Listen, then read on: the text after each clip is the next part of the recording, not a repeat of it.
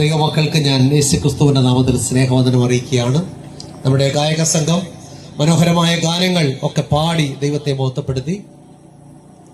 നമ്മളും കൂടെ ചേർന്ന് കൂടെ പാടേണ്ടതാണെന്നാണ് എൻ്റെ അഭിപ്രായം. എഴുന്നേറ്റ് പാടുമ്പോൾ എല്ലാവർക്കും അറിയാവുന്ന പാട്ട് പാടിയാൽ എല്ലാവരോടും ചേർന്ന് കരങ്ങളെ അടിച്ച് പാടി ദൈവത്തെ മഹത്വപ്പെടുത്തും. അടുത്ത ദിവസം മുതൽ ഗായക സംഘം പാടുമ്പോൾ എന്ത് ചെയ്യണം? എല്ലാവർക്കും അറിയാവുന്ന പാട്ട് ചേർന്ന് പാടി ദൈവത്തെ സ്തുതിക്കണം. ശബ്ദവും വിളിച്ചൊക്കെ നിയന്ത്രിക്കുന്ന കർത്താവിന്റെ ദാസനെ ഓർത്ത ദൈവത്തെ സ്തുതിക്കുന്നു. എല്ലാവരെയും കർത്താവ് സമൃദ്ധിയായിട്ട് അനുഗ്രഹിക്കട്ടെ. കഴിഞ്ഞ രാത്രികാലം കർത്താവിന്റെ ദാസൻ പാസ്റ്റർ ജോമോൻ ജോസഫ് സഖായിയെ രക്ഷയിലേക്ക് നയിച്ച ഘടകങ്ങൾ അതല്ലേ പ്രസംഗിച്ചേ? അതെ, ആ വിഷയത്തെ ആസ്പദമാക്കി അദ്ദേഹം പ്രസംഗിക്കുകയുണ്ടായി. കർത്താവിന്റെ ദാസന്റെ ശുശ്രൂഷകളെ ഓർത്ത് ഞാൻ ദൈവത്തെ മഹത്വപ്പെടുത്തുന്നു. ഇന്ന് രാത്രി കാലവും നമുക്ക് ദൈവസന്നിധിയിൽ പ്രാർത്ഥനയോടെ ആയിരിക്കാം. എല്ലാവരും വളരെ ശ്രദ്ധയോടെ ഇരിക്കണമേ എന്ന് ഞാൻ ദൈവസ്നേഹത്തിൽ ഓർപ്പിക്കുകയാണ്. നമുക്ക് ദൈവസന്നിധിയിലാണ് നമ്മൾ ഇരിക്കുന്നത്. അതുകൊണ്ട് വളരെ ദൈവഭയത്തോടെ കർത്താവിന്റെ പാദപീഠത്തിൽ ഇരിക്കാം. നമ്മുടെ കയ്യിലുള്ള മൊബൈൽ ഫോണുകളൊക്കെ സൈലന്റ് ആക്കി വെച്ചാൽ ഇടയ്ക്കത് പ്രശ്നം ഉണ്ടാക്കത്തില്ല. നമ്മൾ ആ ദൈവത്തിന്റെ വചനത്തിന്റെ മുമ്പിലാണല്ലോ ഇരിക്കുന്നത്. അതുകൊണ്ട് വളരെ ശ്രദ്ധയോടെ ആയിരിക്കാം. തിരുവചനം വായിച്ച പ്രിയപ്പെട്ടവർ സഹായിക്കണമേ എന്ന് ദൈവസ്നേഹത്തിൽ ഓർപ്പിക്കുന്നു. നമ്മൾ കൺവെൻഷൻ യോഗത്തിനൊക്കെ വന്നിരിക്കുമ്പോൾ വളരെ അച്ചടക്കത്തോടെ, ഞാൻ സാധാരണ എല്ലായിടത്തും പറയാറുള്ള വാചകം ഇങ്ങനെയാണ്: ദൈവം എല്ലാ ബഹുമാനത്തിനും യോഗ്യനായിരിക്കുന്നത് പോലെ കർത്താവിന്റെ മാറ്റമില്ലാത്ത തിരുവചനവും ബഹുമാന യോഗ്യമാണ്. അതുകൊണ്ട് ബഹുമാന യോഗ്യമായ ദൈവത്തിന്റെ വചനത്തിന്റെ മുന്നിൽ നമ്മൾ ഇരിക്കുമ്പോൾ വളരെ ബഹുമാനത്തോടെ പ്രാർത്ഥനയോടെ ആയിരിക്കും. അലക്ഷ്യമായിട്ട് ആരും ദൈവസ്ഥാനത്തിൽ ഇരിക്കരുത്. നമുക്ക് ചിന്തയ്ക്ക് ആധാരമായിട്ടൊരു വാക്യം വായിക്കാം. വിശുദ്ധ തിരുവെഴുത്തില് എബ്രായ ലേഖനം 12-ാം അധ്യായം അതിന്റെ 1-2 വാക്യങ്ങൾ മൈക്കിലൂടെ ഒരാൾ വായിച്ചാട്ടെ. നാമും സാക്ഷികളുടെ ഇത്ര വലിയൊരു സമൂഹം നമുക്ക് ചുറ്റും നിൽക്കുന്നത് കൊണ്ട് സകല ഭാരവും മുറുകെ പറ്റുന്ന പാപവും വിട്ട് നമുക്ക് മുമ്പിൽ വച്ചിരിക്കുന്ന ഓട്ടം സ്ഥിരതയോടെ ഓടുക. വിശ്വാസത്തിന്റെ നായകനും പൂർത്തി വരുത്തുന്നവനുമായ യേശുവിനെ നോക്കുക. തന്റെ മുമ്പിൽ വെച്ചിരുന്ന സന്തോഷമോർത്ത് അവൻ അപമാനം അലക്ഷ്യമാക്കി ക്രൂശിനെ സഹിക്കുകയും ദൈവസിംഹാസനത്തിന്റെ വലത്തുഭാഗത്ത് ഇരിക്കുകയും ചെയ്തു. മതി. ദൈവത്തിന് സ്തോത്രം. ആകയാൽ നാമും സാക്ഷികളുടെ ഇത്ര വലിയൊരു സമൂഹം നമുക്ക് ചുറ്റും നിൽക്കുന്നത് കൊണ്ട് സകല ഭാരവും മുറുകെ പറ്റുന്ന പാപവും വിട്ട് നമുക്ക് മുന്നിൽ വെച്ചിരിക്കുന്ന ഓട്ടം സ്ഥിരതയോടെ ഓടുക. വിശ്വാസത്തിന്റെ നായകനും പൂർത്തി വരുത്തുന്നവനുമായ യേശുവിനെ നോക്കുക. തന്റെ മുന്നിൽ വെച്ചിരുന്ന സന്തോഷമോർത്ത് അവിടുന്ന് അപമാനം അലക്ഷ്യമാക്കി ക്രൂശിനെ സഹിക്കുകയും ദൈവ സിംഹാസനത്തിന്റെ വലത്തുഭാഗത്ത് ഇരിക്കുകയും ചെയ്തു. സ്തോത്രം. ഹല്ലേലൂയ. ഉറങ്ങിപ്പോയോ എല്ലാവരും? ഹല്ലേലൂയ.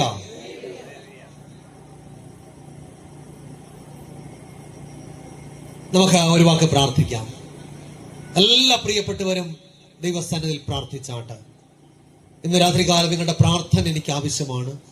പ്രാർത്ഥിക്കുന്നവന്റെ പ്രാർത്ഥനയ്ക്ക് മുന്നിൽ വെളിപ്പെടുന്ന ഒരു ദൈവമുണ്ട്. പ്രാർത്ഥിക്കുന്നവന്റെ പ്രാർത്ഥനയ്ക്ക് മറുപടി നൽകുന്ന ഒരു കർത്താവ് നമ്മുടെ മധ്യത്തില് കടന്നു വന്നിട്ടുണ്ട്. അതുകൊണ്ട് ആരും അലക്ഷ്യമായിട്ട് ദൈവസ്ഥാനത്തിൽ ഇരിക്കുന്നത്. എല്ലാ പ്രിയപ്പെട്ടവരും മറ്റുള്ള ചിന്തകളെല്ലാം മാറ്റിവെച്ചിട്ട് അവൻ ഏകാഗ്ര ഹൃദയത്തോടെ ദൈവഭയത്തോടെ താഴ്മയോടെ വിനയത്തോടെ അച്ചടക്കത്തോടെ കർത്താവിന്റെ സന്നിധിയിലാണ് ഇരിക്കുന്നുള്ള ബോധത്തോടെ നമുക്ക് ദൈവത്തിന്റെ സന്നിധിയിലായിരിക്കാം.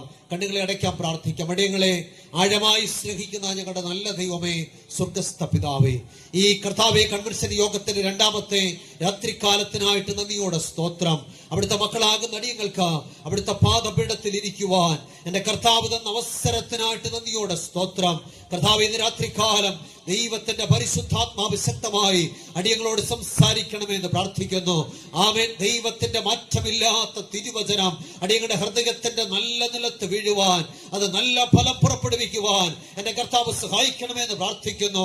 ദൈവത്തിന്റെ മാറ്റമില്ലാത്ത തിരുവചനമാകുന്ന വിത്ത്, ആമേൻ, അത് വഴിയരികെ വിതയ്ക്കപ്പെട്ടതുപോലെയല്ല, അത് പാറസ്ഥലത്ത് വിതയ്ക്കപ്പെട്ടതുപോലെയല്ല, അത് മുള്ളിനിടയിൽ വിതയ്ക്കപ്പെട്ടതുപോലെയല്ല.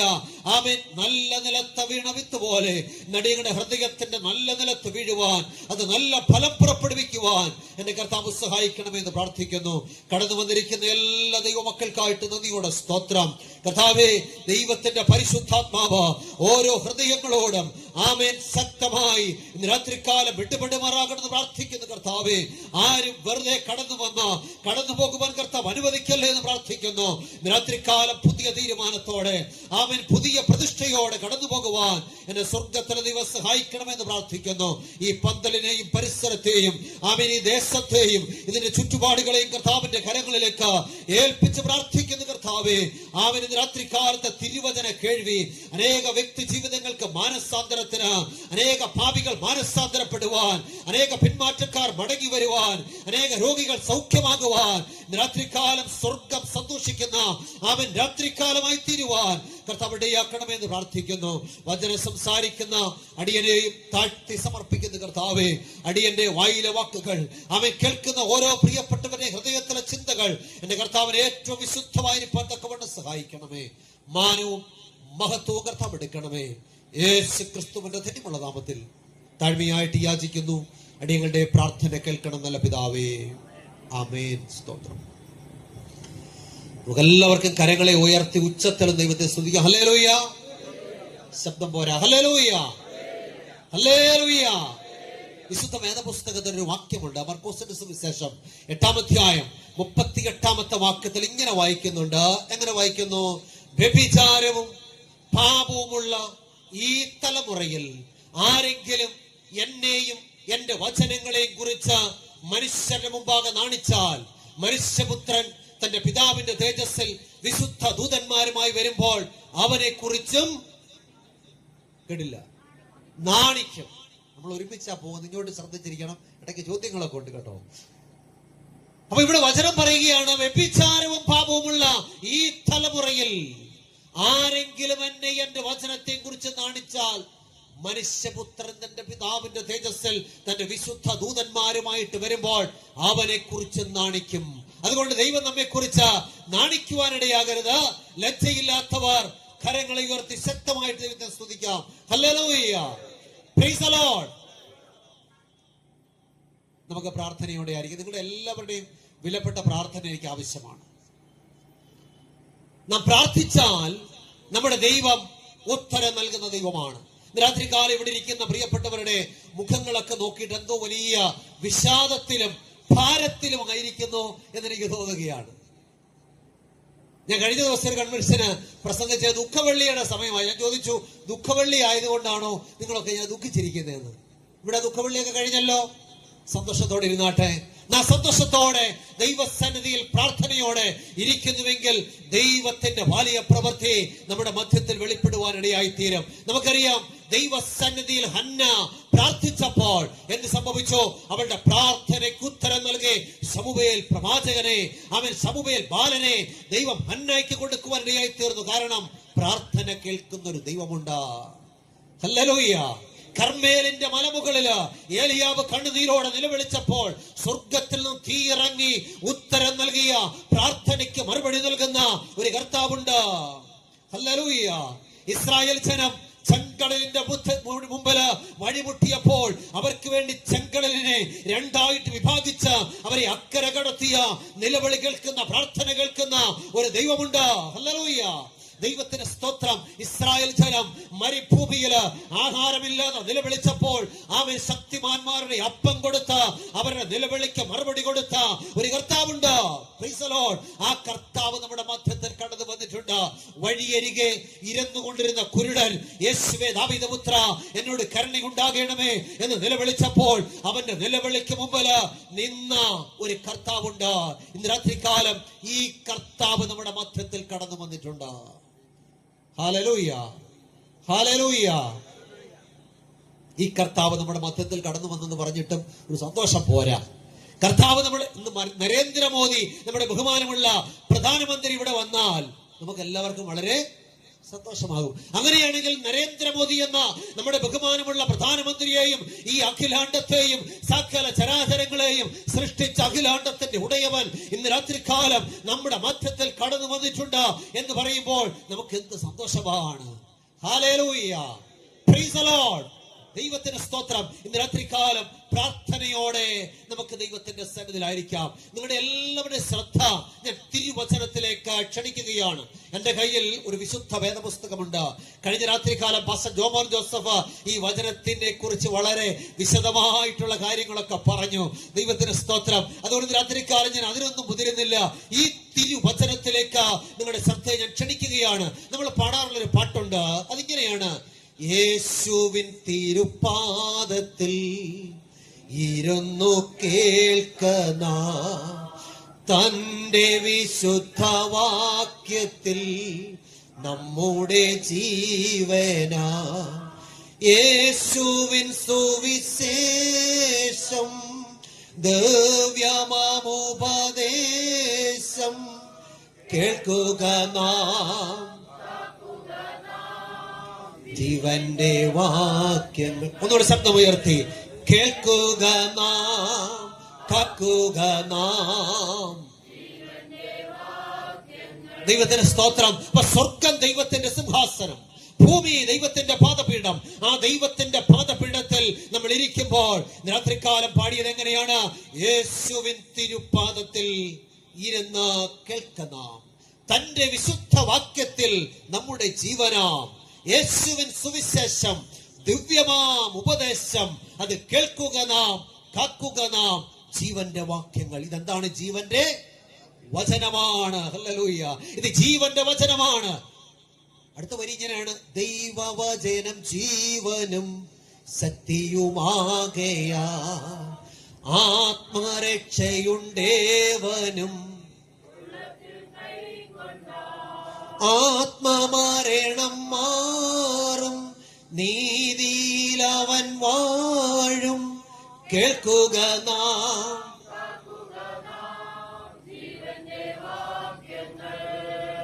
കേൾക്കുക നാം, കാക്കുക നാം. ഈ വാക്യങ്ങൾ കേട്ടാൽ, ഈ വചനം കേട്ടാൽ നമ്മുടെ ആത്മ മരണം മാറും, നീതിയിലവൻ വാഴും. അതുകൊണ്ട് കേൾക്കുക നാം, കാക്കുക നാം. ജീവന്റെ വാക്യങ്ങൾ. ഈ വചനത്തിലേക്കാണ് നിങ്ങളുടെ ശ്രദ്ധയെ ഞാൻ ക്ഷണിക്കുന്നത്. ഇത് സാധാരണ പുസ്തകമല്ല. ലോക ചരിത്രത്തിൽ ഉണ്ടായിട്ടുള്ള ഏറ്റവും അത്ഭുതകരമായ ഗ്രന്ഥമാണ് ദൈവത്തിന്റെ മാറ്റമില്ലാത്ത തിരുവചനം. മനുഷ്യവർഗത്തിന് ദൈവം തന്നിരിക്കുന്ന നിത്യജീവന്റെ ഉറവയാണ് ദൈവത്തിന്റെ വചനം. ഹല്ലേലൂയ.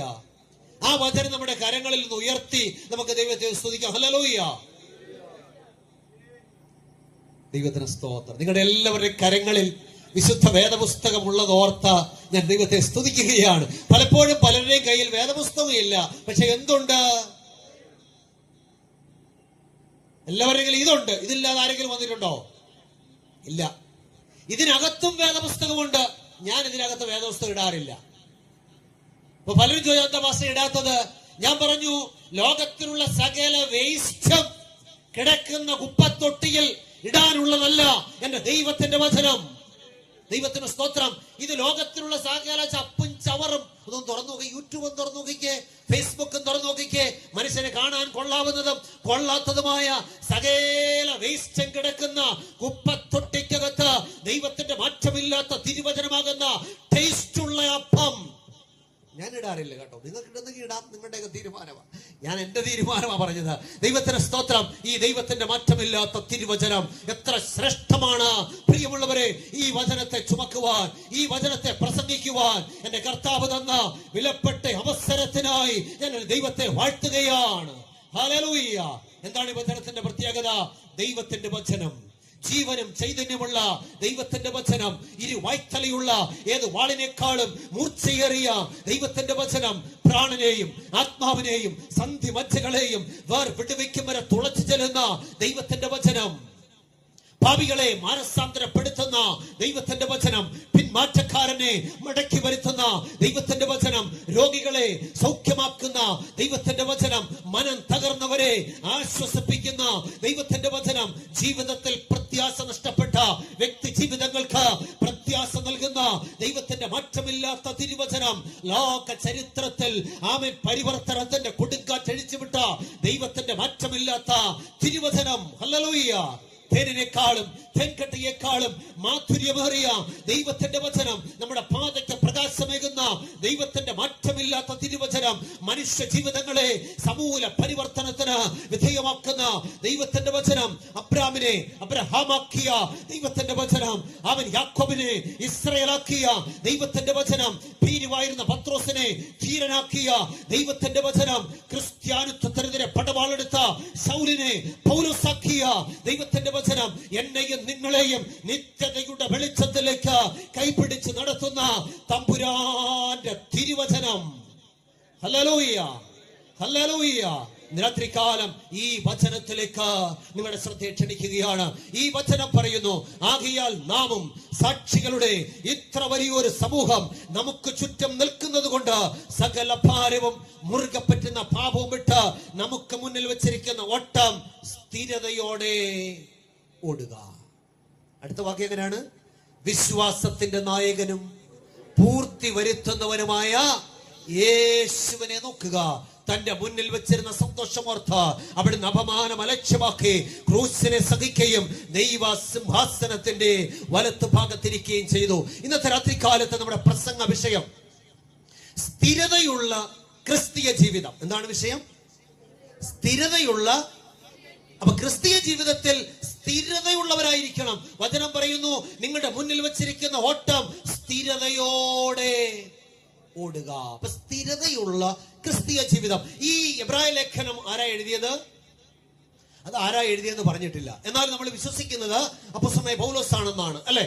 കാരണം അതിന്റെ ഭാഷാ ശൈലി, അതിന്റെ ഘടന, അതിന്റെ എഴുത്തിന്റെ രീതിയൊക്കെ പരിശോധിക്കുമ്പോൾ അതിനകത്തുള്ള ആത്മീയ അർത്ഥത്തിന്റെ ഗാംഭീര്യം, ക്രിസ്തു എന്ന ശ്രേഷ്ഠ മഹാപുരോഹിതനെ ഇത്ര കൃത്യമായിട്ട് തിരുവചനത്തിന്റെ താളുകളിലൂടെ വരച്ചു കാട്ടുവാൻ അപ്പോസ്തലനായ പൗലോസിനെ പോലെ മിടുക്കൻ വേറെ ആരുമില്ല. അതുകൊണ്ട് പൗലോസ് എഴുതാണെന്ന് വിശ്വസിക്കുന്നത്. അപ്പോസ്തലനായ പൗലോസിനെ പരിചയപ്പെടുത്തേണ്ട കാര്യമില്ലല്ലോ. പൗലോസിനെ അറിയാമോ? അറിയാം. യെരൂശലേമിൽ നിന്നും 550 കിലോമീറ്ററും അന്ത്യോക്യയിൽ നിന്ന് 180 കിലോമീറ്റർ മാറി കിലിക്യൻ സമതലത്തെ ഫലപുഷ്ടമാക്കി കൊണ്ടൊഴുകുന്ന സിറ്റ്നസ് നദിയുടെ പതന സ്ഥലത്ത് നിന്നും 15 കിലോമീറ്റർ ഉള്ളിലായി സ്ഥിതി ചെയ്യുന്ന അതിമനോഹരമായ ഒരു പട്ടണമുണ്ട്, തർസോസ്. തർസോസിലെ കോടീശ്വരനായ കപ്പൽ വ്യാപാരിയുടെ മകനാണ് അപ്പോസ്തലനായ പൗലോസ്. എന്താ പൗലോസിന്റെ വിദ്യാഭ്യാസ യോഗ്യത? ഗമാലിയേൽ എന്ന മഹാപണ്ഡിതന്റെ കാൽക്കീഴിൽ ഇരുന്നു കൊണ്ട് ന്യായപ്രമാണത്തെ തലനാരിഴ കീറി മുറിച്ച് പഠിച്ച അഭ്യാസം തികഞ്ഞവനാ പൗലോസ്. പൗലോസിന്റെ ക്വാളിഫിക്കേഷൻ ഫിലിപ്പിയ ലേഖനത്തിൽ കൊടുത്തിട്ടുണ്ട്. 8-ാം നാളിൽ പരിച്ഛേദനയേറ്റവൻ, ഇസ്രായേൽ ജാതിക്കാരൻ, ബെന്യാമിൻ ഗോത്രക്കാരൻ, എബ്രായരിൽ നിന്ന് ജനിച്ച എബ്രായൻ, ന്യായപ്രമാണം സംബന്ധിച്ച പരീശൻ, ന്യായപ്രമാണത്തിലെ നീതി സംബന്ധിച്ച അനിന്യൻ, ശുഷ്കാന്തി സംബന്ധിച്ച സഭയെ ഉപദ്രവിച്ചവൻ. എന്നാൽ സ്തോത്രം, ആമേൻ, കർത്താവായ യേശു ക്രിസ്തു എന്ന സത്യ വെളിച്ചം തന്റെ ഉള്ളിലേക്ക് കടന്നു വന്നപ്പോൾ, ആമേൻ, എനിക്ക് ജീവിക്കുന്നത് ക്രിസ്തുവും മരിക്കുന്നത് ലാഭമെന്ന് പറഞ്ഞുകൊണ്ട് തന്റെ ശിരസിനെ ആരച്ചാർക്ക് മുന്നിൽ വെച്ചു കൊടുത്ത ക്രിസ്തുവിന്റെ ധീര പോരാളിയാണ് പൗലോസ്. ഹല്ലേലൂയ. ക്രിസ്ത്യാനിത്വത്തിനെതിരെ പട്ടവാളെടുത്തവനാ പൗലോസ്. ക്രിസ്ത്യാനികളെ, പുരുഷന്മാരെ തിരഞ്ഞുപിടിച്ച് കൊല്ലുവാൻ റോമ ഗവൺമെന്റിന്റെ അധികാര പത്രം ലഭിച്ചവനാ പൗലോസ്. എന്നാൽ യേശു ക്രിസ്തു എന്ന ആമേൻ സർവ്വലോകത്തെയും പ്രകാശിപ്പിക്കുന്ന സത്യ വെളിച്ചം തന്റെ ഉള്ളിലേക്ക് വന്നപ്പോൾ, ആമേൻ, സൗലേ സൗലേ, നീ എന്നെ ഉപദ്രവിക്കുന്നത് എന്താ? മുള്ളിന് നേരെ ഉദയ്ക്കുന്നത് നിനക്ക് യോഗ്യമോ എന്ന തമ്പുരാന്റെ ചോദ്യത്തിന് മുന്നിൽ അടിപതറി നിലത്ത് വീണ ആമേൻ ക്രിസ്തുവിന്റെ ധീര പോരാളിയായ പൗലോസ് ഇന്ന് രാത്രികാലം തിരുവചനത്തിലൂടെ പരിശുദ്ധാത്മാവിൽ ഓർപ്പിക്കുന്നു, നാം സ്ഥിരതയുള്ള ക്രിസ്തീയ ജീവിതം നയിക്കണം. എന്ത് നയിക്കണം? സാക്ഷികളുടെ ഇത്ര വലിയൊരു സമൂഹം നമുക്ക് ചുറ്റും നിൽക്കുന്നത് കൊണ്ട് സകല ഭാരവും മുറുകെ പറ്റുന്ന പാപവും ഇട്ട് നമുക്ക് മുന്നിൽ വെച്ചിരിക്കുന്ന ഓട്ടം സ്ഥിരതയോടെ ഓടണം. നാം സ്ഥിരതയോടെ ഓടുന്നവരാണോ അതോ വല്ലപ്പോഴും ഒക്കെ ഓടുന്നവരാണോ? ഹല്ലേലൂയ.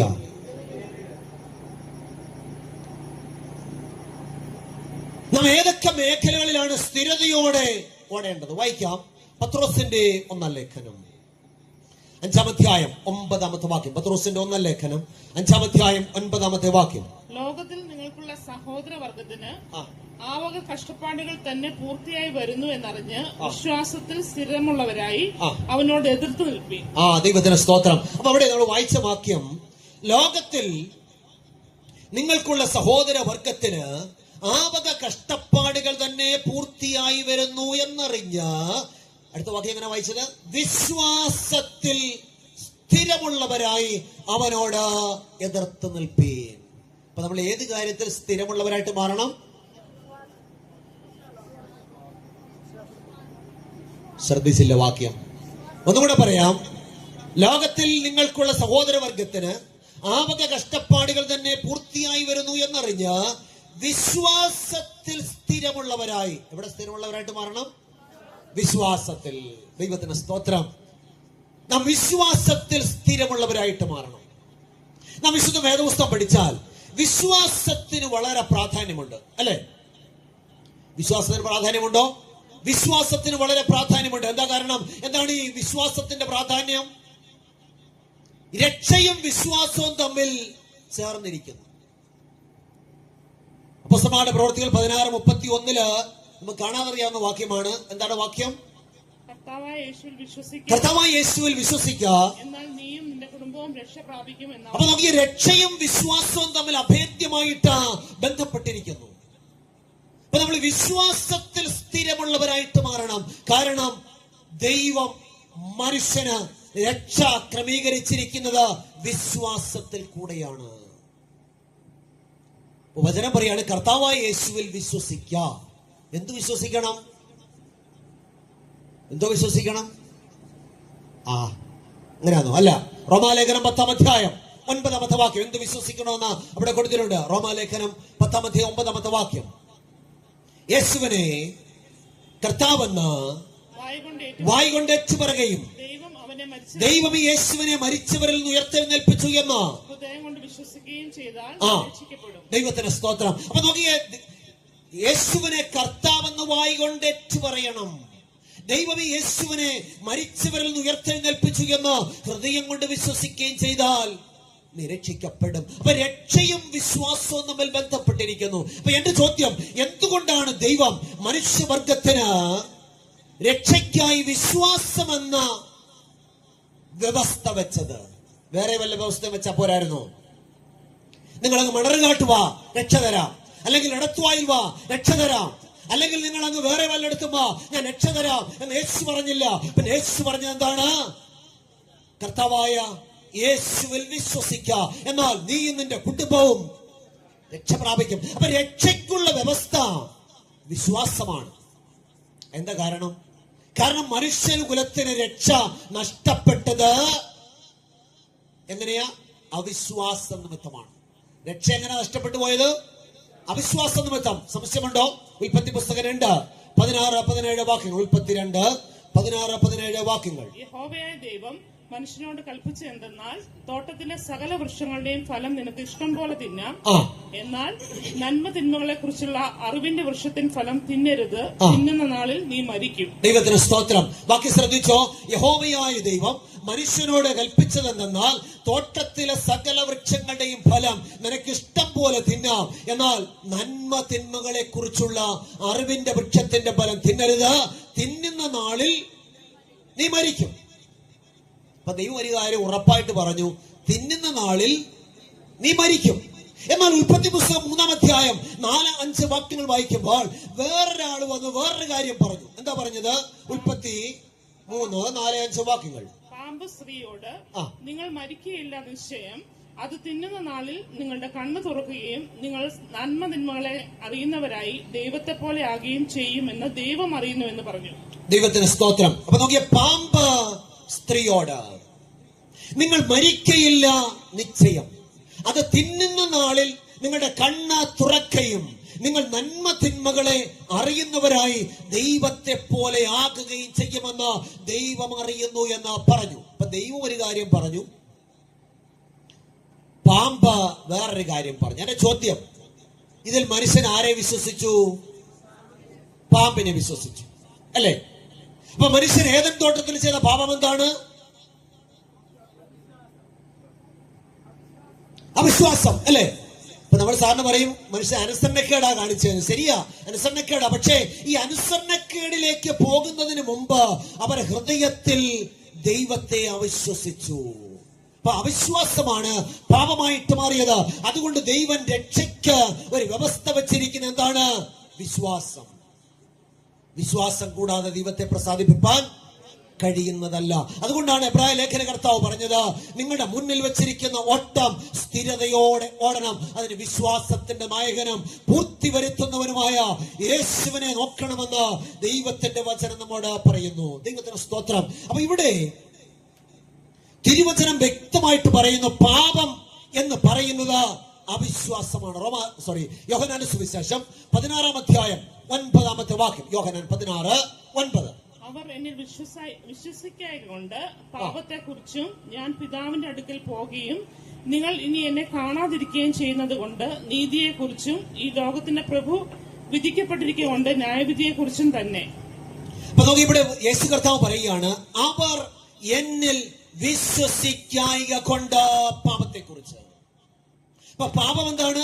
എന്നിൽ വിശ്വസിക്കാത്തതാണ് പാപം. നമുക്കറിയാം, പരിശുദ്ധാത്മാവിനെ ദൈവം ഈ ലോകത്തിലേക്ക് അയക്കാമെന്ന് കർത്താവ് വാഗ്ദത്തം ചെയ്തു, അല്ലെ? യേശു പറഞ്ഞു, യോഹന്നാന്റെ സുവിശേഷം 16-ാം അധ്യായം നമ്മൾ 7 മുതലുള്ള വാക്യങ്ങൾ വായിക്കുമ്പോൾ, ഞാൻ നിങ്ങളോട് സത്യം പറയുന്നു, ഞാൻ പോകുന്നത് നിങ്ങൾക്ക് പ്രയോജനം, ഞാൻ പോകാഞ്ഞാൽ കാര്യസ്ഥൻ നിങ്ങളുടെ അടുക്കൽ വരികയില്ല, ഞാൻ പോയാൽ അവനെ നിങ്ങളുടെ അടുക്കൽ അയക്കും, അവൻ വന്ന പാപത്തെക്കുറിച്ചും നീതിയെക്കുറിച്ചും ന്യായവിധിയെക്കുറിച്ചും ലോകത്തിന് ബോധം വരുത്തും. എന്നിട്ട് പറയുകയാണ്, അവർ എന്നിൽ വിശ്വസിക്കായ കൊണ്ട് പാപത്തെക്കുറിച്ചും.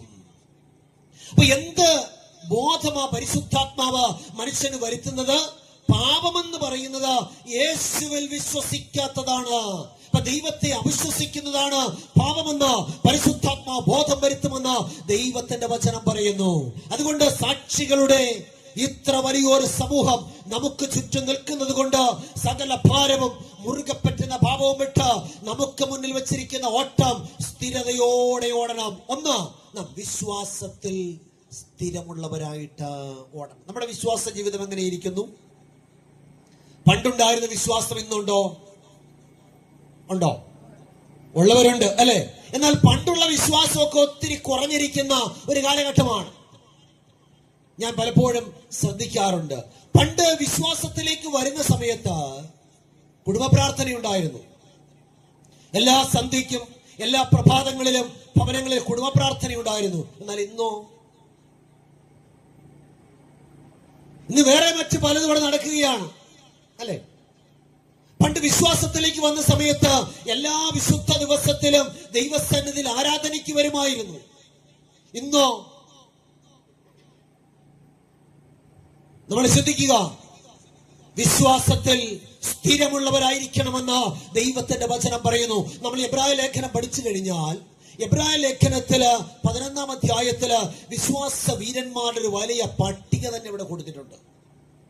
അവരെയൊക്കെ നോക്കിയിട്ട് പൗലോസ് പറയുന്നത്, സാക്ഷികളുടെ ഇത്ര വലിയൊരു സമൂഹം നമുക്ക് ചുറ്റും നിൽക്കുന്നത് കൊണ്ട് സകല ഭാരവും മുറുകെ പറ്റുന്ന പാപവും വിട്ട് നമുക്ക് മുന്നിൽ വെച്ചിരിക്കുന്ന ഓട്ടം സ്ഥിരതയോടെ ഓടുക.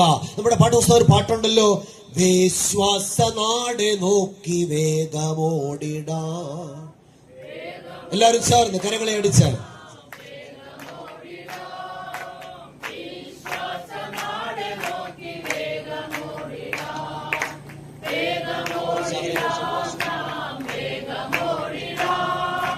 നമുക്കിവിടെ നിലനിൽക്കും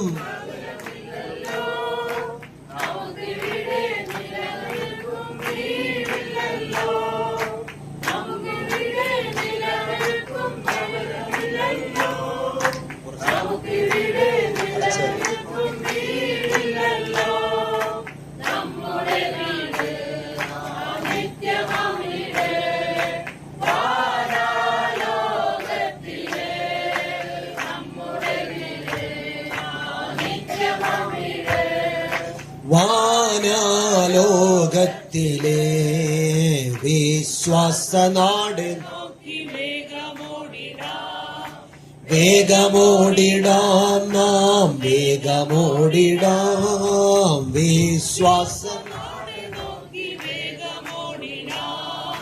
വേഗമോടിടാം നാം. Hallelujah hallelujah. ദൈവത്തിന് സ്തോത്രം. അപ്പൊ ഇവിടെ വിശുദ്ധ വേദപുസ്തകത്തില് എബ്രായ ലേഖനം 11-ാം അധ്യായത്തില് വിശ്വാസ നാട് നോക്കി വേഗമോടിയ അനേക ക്രൈസ്തവ ഭക്തന്മാരെ നമുക്ക് കാണുവാനായിട്ട് സാധിക്കും. എബ്രായ ലേഖനം 11-ാം അധ്യായം വായിച്ചിട്ടുണ്ടോ? അവിടെ നമ്മൾ കാണുന്നത് എന്താണ്? വിശ്വാസത്താൽ ഹാബേൽ ദൈവത്തിന് കയീന്റേതിലും ഉത്തമമായ യാഗം കഴിച്ചു. എങ്ങനെ കഴിച്ചത്? വിശ്വാസത്താൽ. എങ്ങനെ കഴിച്ചത്? വിശ്വാസത്താലാണ്. വിശ്വാസത്താൽ ഹാനോക്ക് മരണം കാണാതെ എടുക്കപ്പെട്ടു. എങ്ങനെയാ? വിശ്വാസത്താലാണ്. വിശ്വാസത്താൽ നോഹ അതുവരെ കാണാത്തവയെ കുറിച്ച് അരുളപ്പാടുണ്ടായിട്ട് ഭയഭക്തി പൂണ്ട് തന്റെ കുടുംബത്തിന്റെ രക്ഷയ്ക്കായി ഒരു പെട്ടകം തീർത്തു. എങ്ങനെ? വിശ്വാസത്താൽ. വിശ്വാസത്താൽ അബ്രഹാം തനിക്ക് അവകാശമായി കിട്ടുവാനിരുന്ന ദേശത്തേക്ക് യാത്രയാകുവാൻ വിളിക്കപ്പെട്ടാറെ അനുസരിച്ച് എവിടേക്ക് പോകുന്നു എന്നറിയാതെ പുറപ്പെട്ടു. എങ്ങനെ? വിശ്വാസത്താൽ അവൻ വാഗ്ദത്ത ദേശത്ത് ഒരു അന്യദേശത്തെന്ന പോലെ ചെന്ന് വാഗ്ദത്തത്തിന് കൂട്ടവകാശികളായ ഇസ്ഹാക്കിനോട് യാക്കോബിനോട് കൂടെ കൂടാരങ്ങളിൽ പാർത്തുകൊണ്ട് ദൈവം ശില്പിയായി നിർമ്മിച്ചതും അടിസ്ഥാനങ്ങളുള്ളതുമായ നഗരത്തിനായി കാത്തിരുന്നു. ചോദ്യം, എങ്ങനെ? വിശ്വാസത്താൽ. വിശ്വാസത്താൽ സാറയും വാഗ്ദത്തം ചെയ്തവനെ വിശ്വസ്തരെന്ന് എണ്ണുകയാൽ പ്രായം കഴിഞ്ഞിട്ടും പുത്രോത്പാദനത്തിന് ശക്തി പ്രാപിച്ചു. എങ്ങനെ?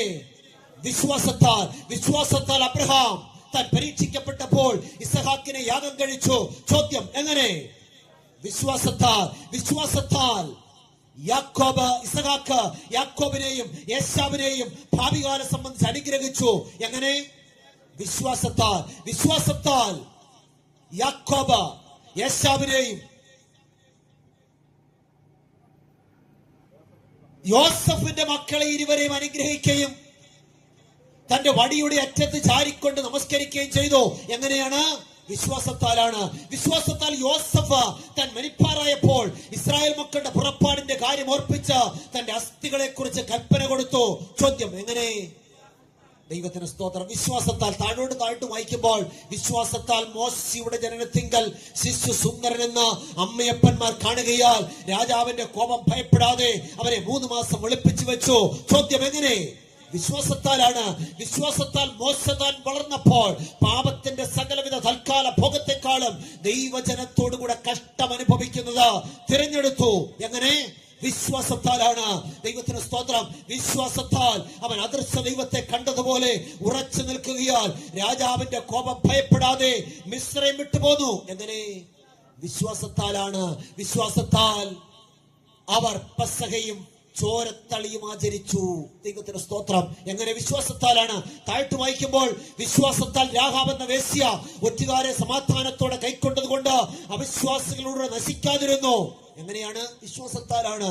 താഴ്ത്തു വായിക്കുമ്പോൾ ബാരാക്ക്, ഗിദയോൻ, യിഫ്താഹ്, ശമൂവേൽ, ദാനിയേൽ മുതലായ പ്രവാചകന്മാരെ കുറിച്ച് വിവരിപ്പാൻ സമയം പോരാ.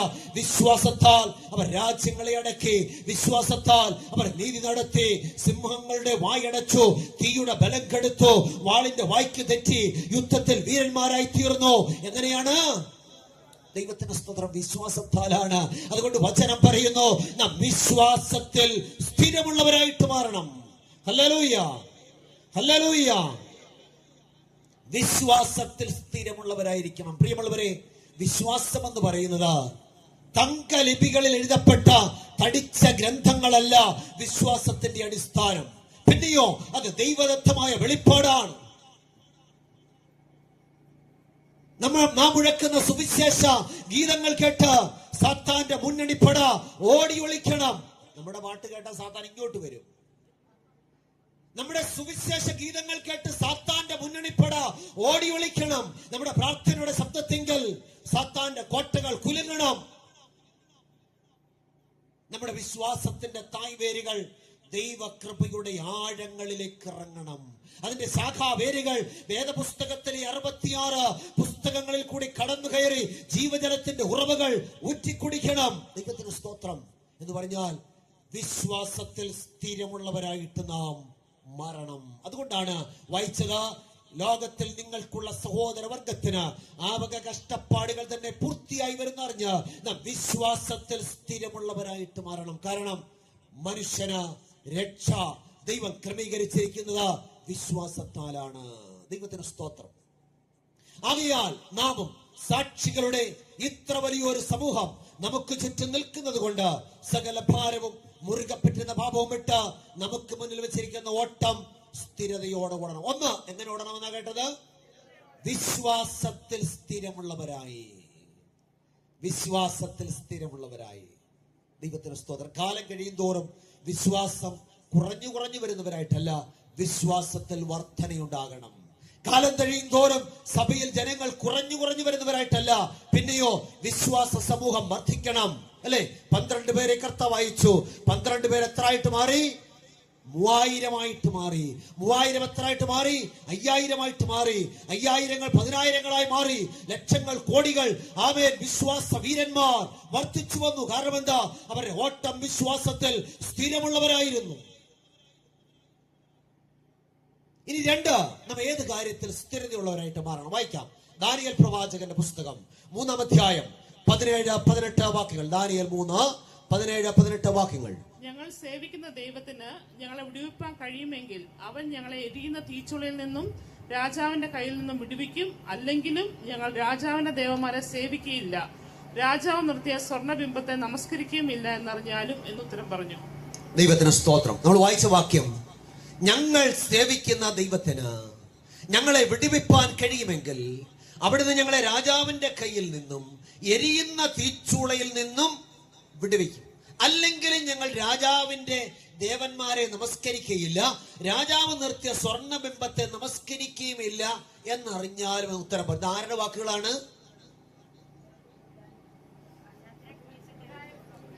ദാനിയേലിന്റെ വാക്കുകളാണോ? ശദ്രക്ക്, മേശക്ക്, അബേദ്നെഗോ എന്നീ എബ്രായ ബാലന്മാരുടെ വാക്കുകളാണ്. ഇതിൽ നമുക്ക് എന്ത് കാര്യം മനസ്സിലാക്കാം? അവർക്ക് ആരാധനയിൽ അവർ സ്ഥിരമുള്ളവരായിരുന്നു. ഏത് കാര്യത്തിൽ സ്ഥിരമുള്ളവരായിരുന്നു?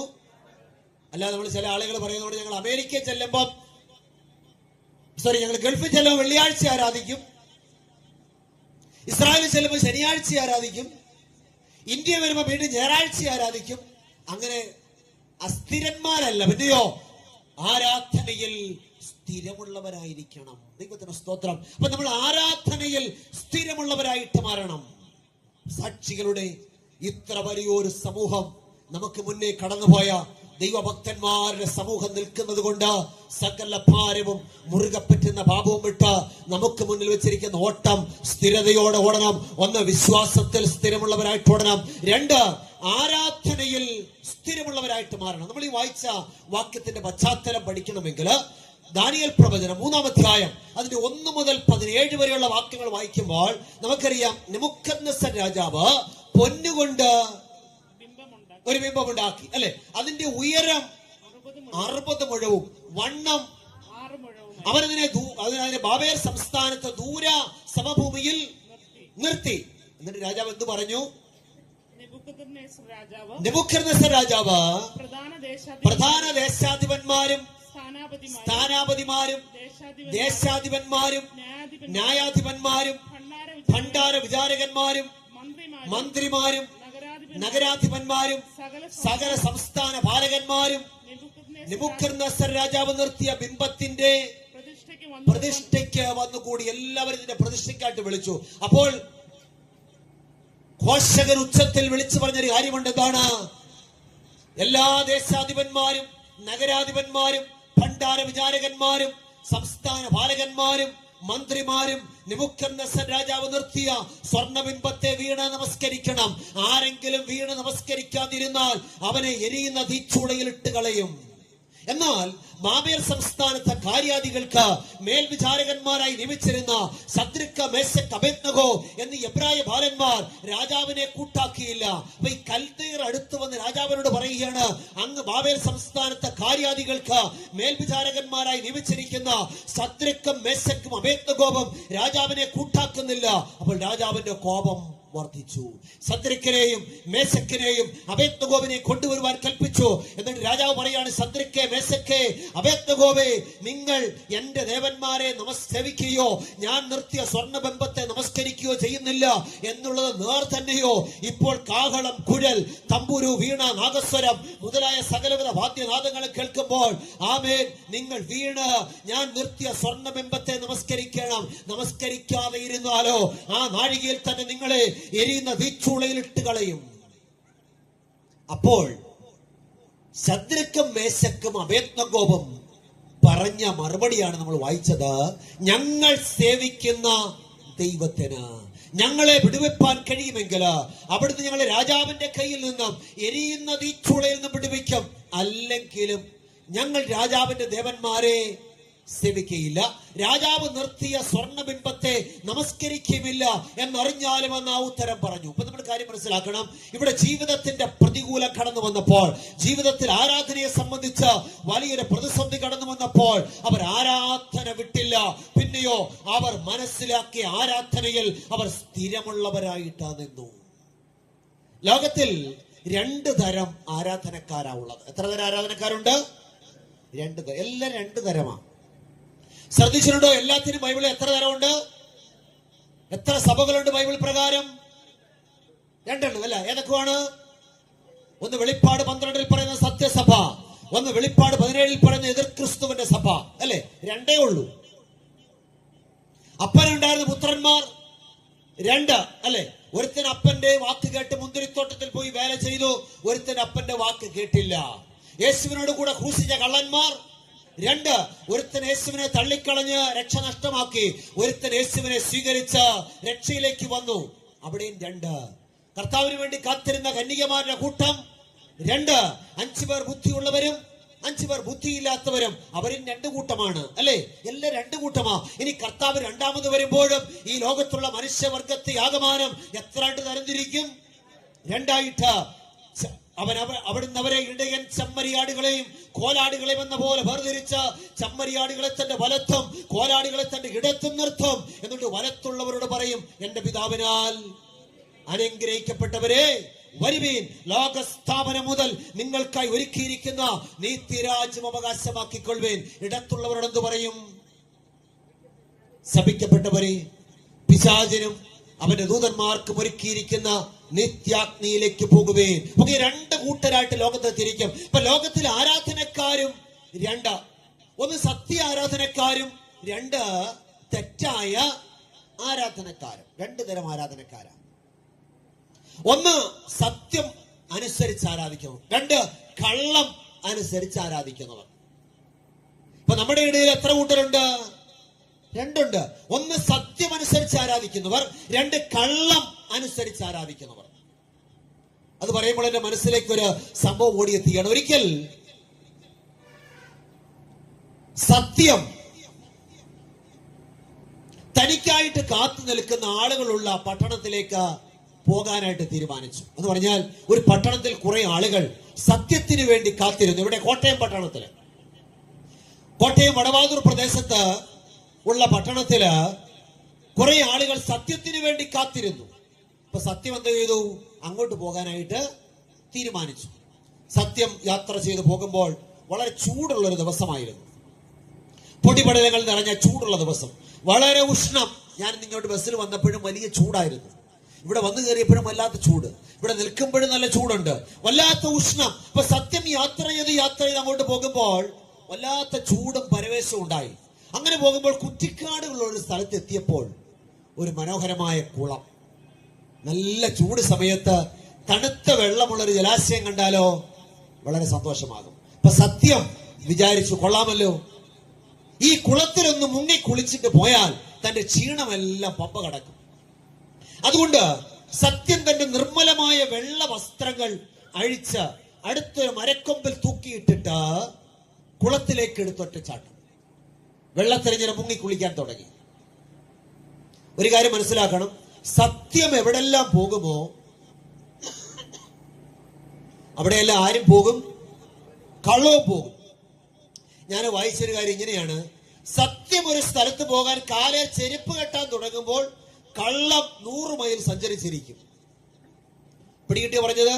സത്യം പോകാൻ കാലം ചെരിപ്പിടാൻ തുടങ്ങുമ്പോഴത്തേക്ക് കള്ളം എത്ര മൈൽ സഞ്ചരിക്കും? 100 മൈൽ സഞ്ചരിക്കും. അപ്പൊ അന്ന് കള്ളവും യാത്ര തിരിച്ചു. കള്ളത്തിനും ചൂട് സഹിക്കാൻ വയ്യാതായി. അങ്ങനെ കള്ളവും ഇങ്ങനെ യാത്ര ചെയ്ത് പോവുകയാണ്. എവിടെ? സത്യത്തിന് വേണ്ടി കാത്തിരിക്കുന്ന കോട്ടയം പട്ടണത്തിലേക്ക് പോവുകയാണ്. ആ പോകുന്ന വഴിക്ക് കള്ളത്തിന് ചൂട് സഹിക്കാൻ വയ്യാതായി ഈ കള്ളവും ഈ ജലാശയത്തിന്റെ അടുക്കൽ എത്തിച്ചേർന്നു. കള്ളത്തിന് വളരെ സന്തോഷമായി. കൊള്ളാമല്ലോ, നല്ല ജലാശയം, ഒന്ന് മുങ്ങിക്കുളിച്ചാൽ തന്റെ ക്ഷീണമൊക്കെ മാറും. അങ്ങനെ കള്ളം വെള്ളത്തിലേക്ക് എടുത്തു ചാടാൻ തുടങ്ങിയപ്പോൾ ഒരു കാഴ്ച കണ്ടു. സത്യം അവിടെ കുളിച്ചോണ്ടിരിക്കുന്നു.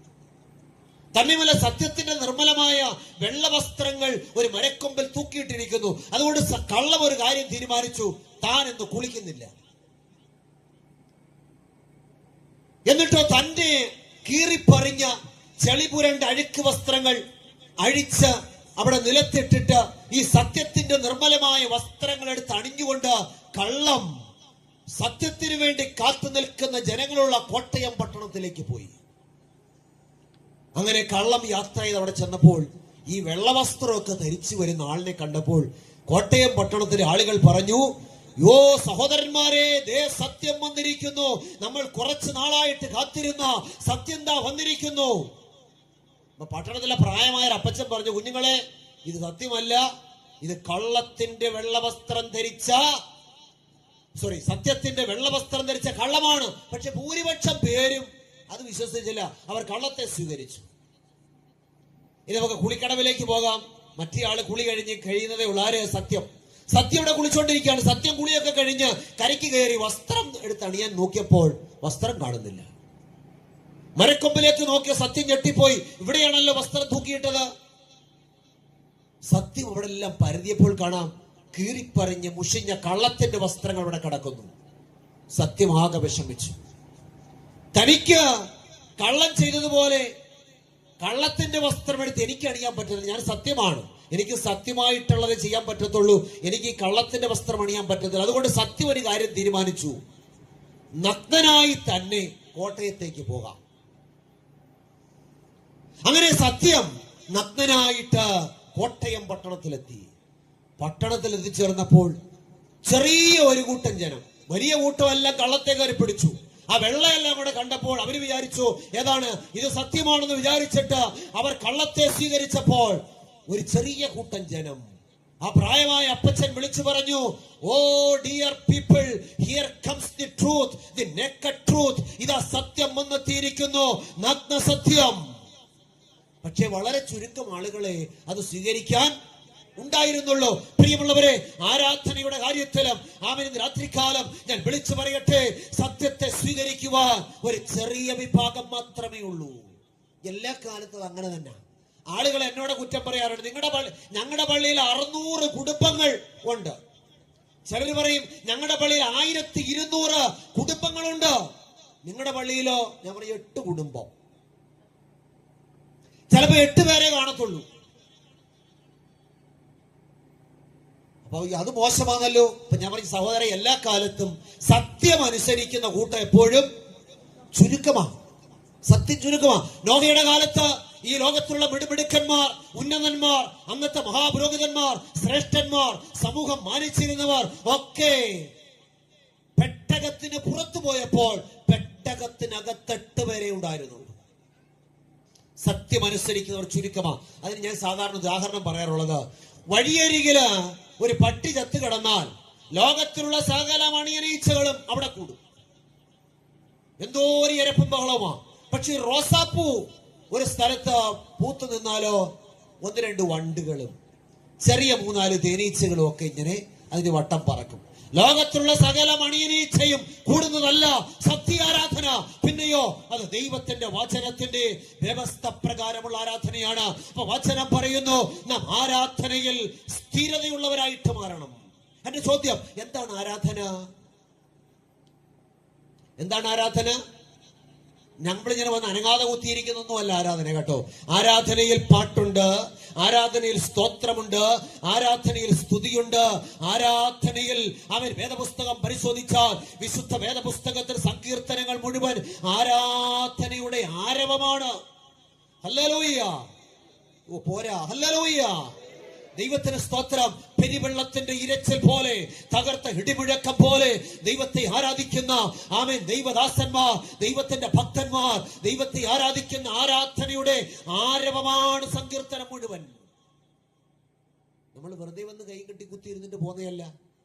പാട്ട് പാടത്തില്ല, സ്തോത്രം പറയത്തില്ല, ഹല്ലേലൂയ പറയത്തില്ല, വാ തുറന്ന് പ്രാർത്ഥിക്കത്തില്ല. പ്രാർത്ഥിക്കാൻ പറഞ്ഞാൽ ഒന്നും കേൾക്കത്തില്ല ആരും. പിന്നെ നമ്മൾ ഊഹിച്ചങ്ങ് ആമേൻ എന്നങ്ങ് പറയുക. സത്യമായി പറഞ്ഞത്. കുറച്ചു പാടത്തില്ല. എന്നാ പോകുന്ന വഴിക്ക് പട്ടി അടിക്കാൻ വരട്ടെ, എന്റെ അയ്യോടി അമ്മച്ചിയേ എന്ന് വിളിക്കുന്നത് കേട്ട അങ്ങ് കോട്ടയം, അങ്ങ് തിരുനക്കര വരെ കേൾക്കാം. പക്ഷേ പ്രാർത്ഥിക്കാൻ പറഞ്ഞാലോ ഒന്നും കേൾക്കത്തില്ല. എന്തൊരു ആരാധനയാ! അങ്ങനെയല്ല വേണ്ടത്. ആരാധന ദൈവത്തിന് പ്രസാദമുള്ളതായിട്ട് മാറണം. വാ തുറന്ന് ദൈവത്തെ സ്തുതിക്കുന്നവരായിരിക്കണം, വാ തുറന്ന് പാടുന്നവരായിരിക്കണം, വാ തുറന്ന് ദൈവത്തിന് സ്തോത്രം പറയുന്നവരായിരിക്കണം. ഹല്ലേലൂയ. യേശു ക്രിസ്തു ഉയർത്തു ഉറച്ച് കരങ്ങളെ അടിച്ച് യേശു ക്രിസ്തു ഉയർത്തു ജീവിക്കുന്നു.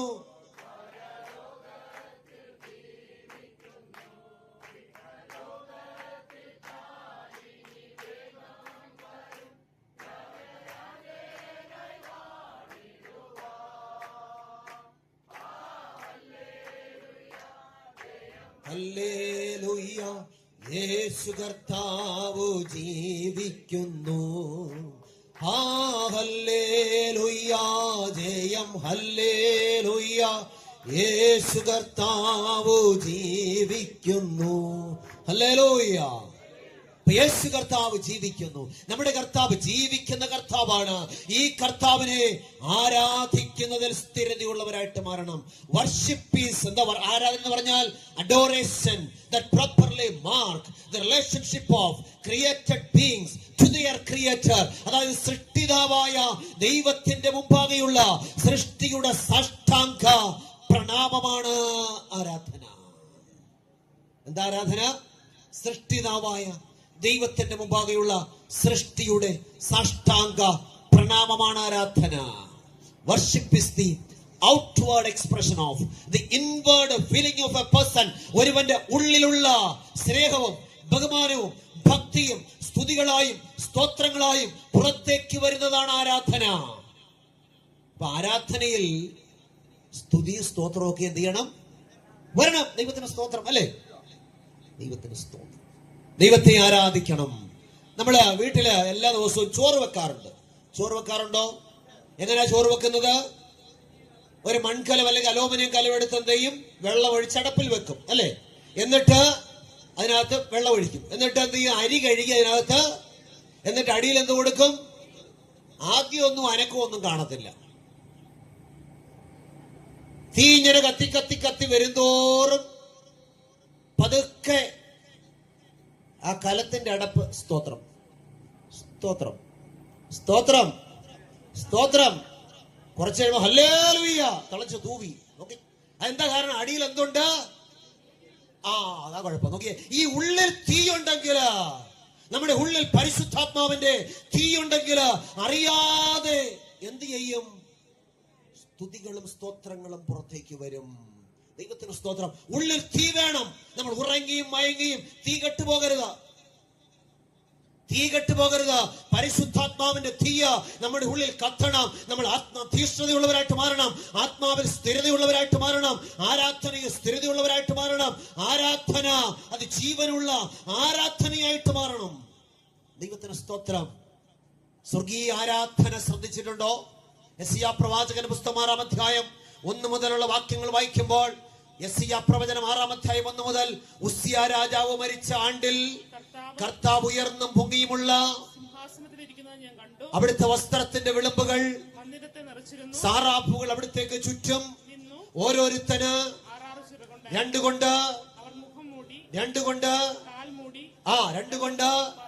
ഒരുത്തനോട് ഒരുത്തൻ പരിശുദ്ധൻ പരിശുദ്ധൻ പരിശുദ്ധൻ സർവ്വഭൂമിയും അവന്റെ മഹത്വം കൊണ്ട് നിറഞ്ഞിരിക്കുന്നുവെന്ന് ആർത്തു പറഞ്ഞു. അവർ ആർക്കുന്ന ശബ്ദത്താൽ ഉമ്മറപ്പടിയുടെ അടിസ്ഥാനങ്ങൾ കുലുങ്ങി, ആലയം പുക കൊണ്ട് നിറഞ്ഞു.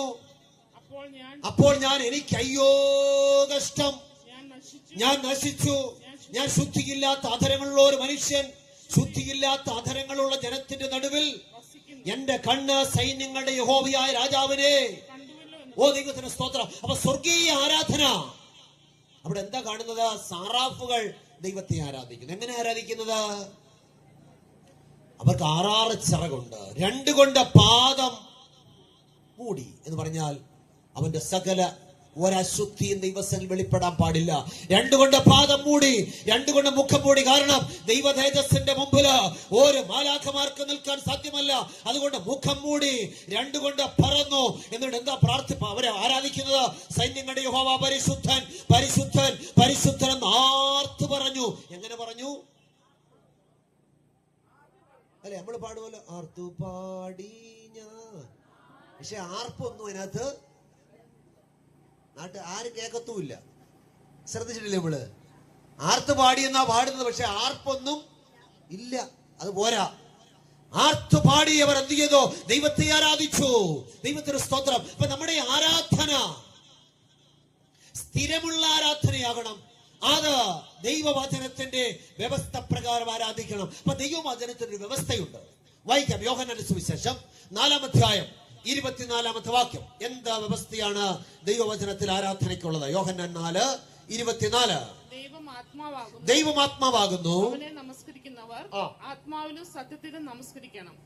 ദൈവത്തിന് സ്തോത്രം. അപ്പൊ നോക്കി, നമ്മൾ എങ്ങനെ ദൈവത്തെ നമസ്കരിക്കണം? എന്താ നമസ്കരിക്കുക എന്ന് പറഞ്ഞാൽ?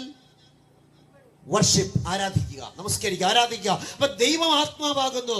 God is a spirit and they that worship him must worship him in spirit and in truth.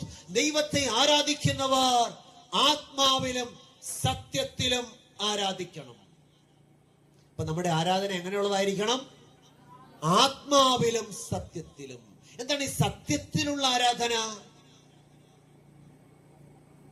സത്യത്തിലുള്ള ആരാധന, വേദപുസ്തകം എന്താണോ സത്യമെന്ന് പറയുന്നത്, ആ സത്യം ആരാധനയെ കുറിച്ച് എന്ത് പറഞ്ഞിരിക്കുന്നുവോ അതാണ് സത്യത്തിലുള്ള ആരാധന. ഞാൻ പറഞ്ഞപടി കിട്ടിയോ? വേദപുസ്തകം എന്താണോ സത്യമെന്ന് പറയുന്നത്, ആ സത്യം ആരാധനയെ കുറിച്ച് എന്ത് പറയുന്നുവോ അതാണ് സത്യത്തിലുള്ള ആരാധന. അങ്ങനെയാണെങ്കിൽ നോക്കാം എന്താണ് സത്യം. യോഹന്നാൻ 14:6 കാണാതെ അറിയാവുന്ന വാക്യമാണ്. യോഹന്നാൻ 14:6 ആർക്ക് കാണാതെ പറയാം? യേശു അവനോട്, ഞാൻ തന്നെ വഴിയും സത്യവും, ഞാനും എന്റെ ഡാഡിയും മമ്മിയും വഴിയും സത്യവും ജീവനുമാകുന്നു എന്ന് യേശു പറഞ്ഞില്ല. ഞാൻ തന്നെ, ദൈവത്തിന് സ്തോത്രം, ഞാൻ തന്നെ വഴിയും സത്യവും ജീവനുമാകുന്നു. അപ്പൊ യേശു സത്യം. യോഹന്നാൻ 17:17 യോഹന്നാൻ 17:17 സത്യത്താൽ അവരെ വിശുദ്ധീകരിക്കണമേ, അങ്ങയുടെ വചനം. അപ്പൊ നോക്കി, യേശു സത്യം, 2 വചന സത്യം. അല്ലെ, സങ്കീർത്തനം 119, 142.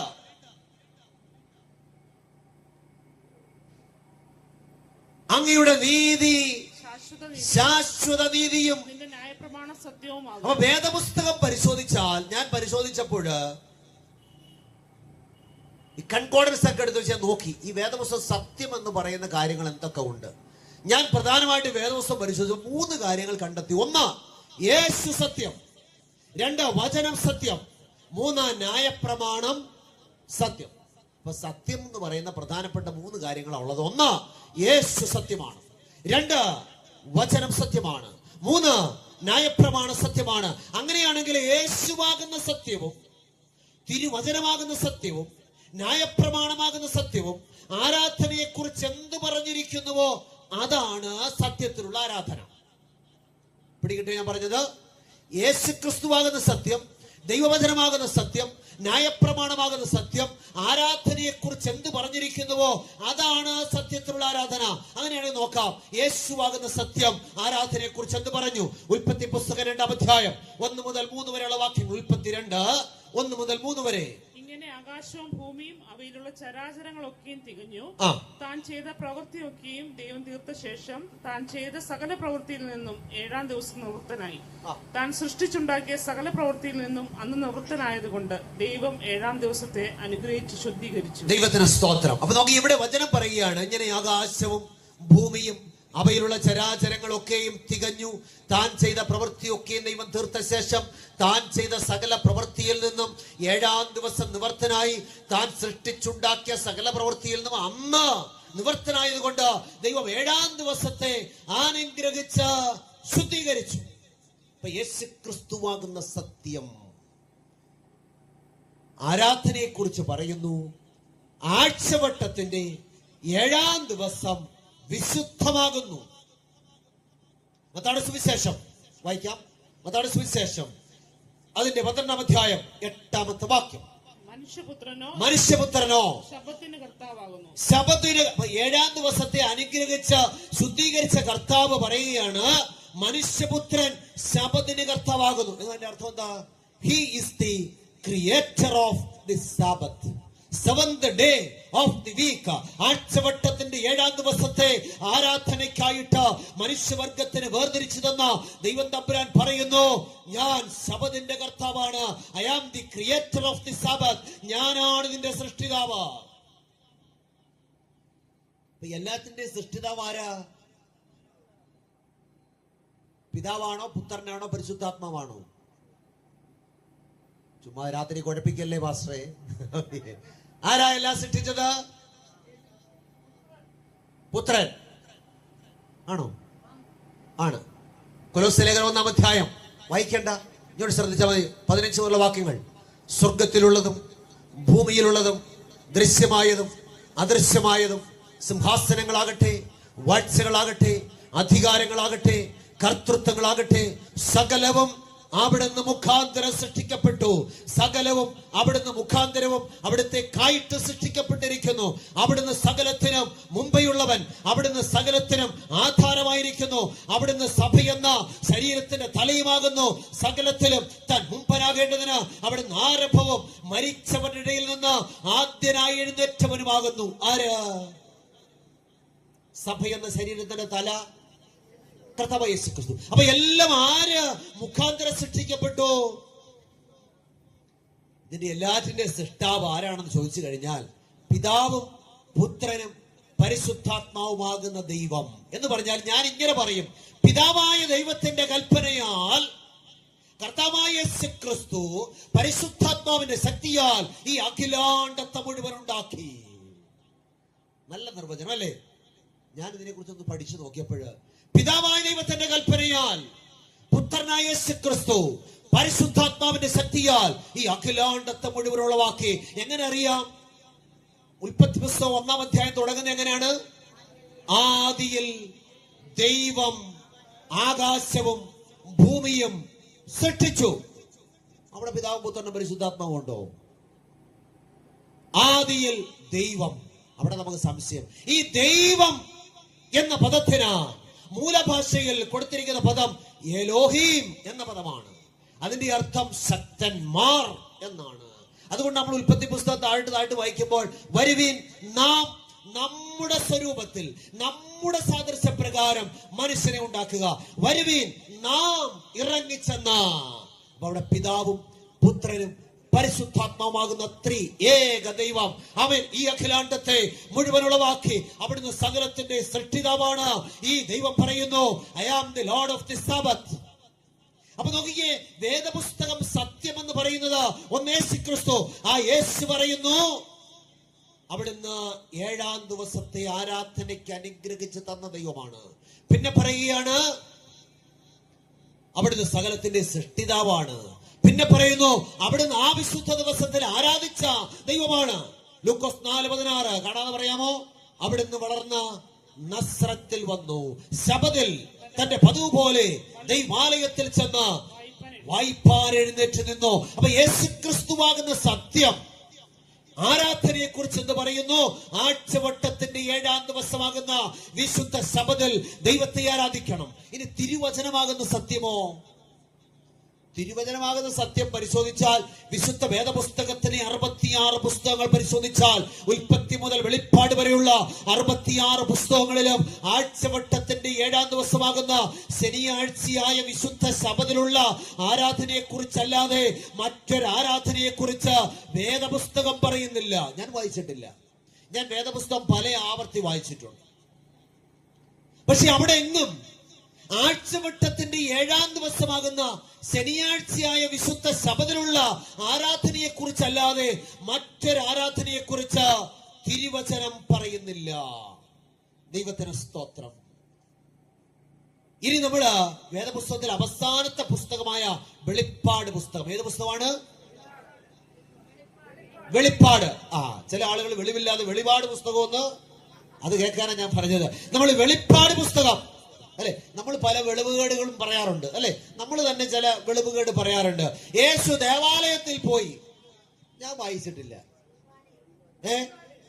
ദൈവാലയം, ദൈവാലയമാണ്. ദേവന്മാരിരിക്കുന്ന ആലയം ദേവാലയം, ദൈവമിരിക്കുന്ന ആലയം ദൈവാലയം. അല്ലെ, വ്യത്യാസമുണ്ട് രണ്ടു തമ്മിൽ അല്ലെ, ഉണ്ട്. അപ്പൊ ദൈവാലയം.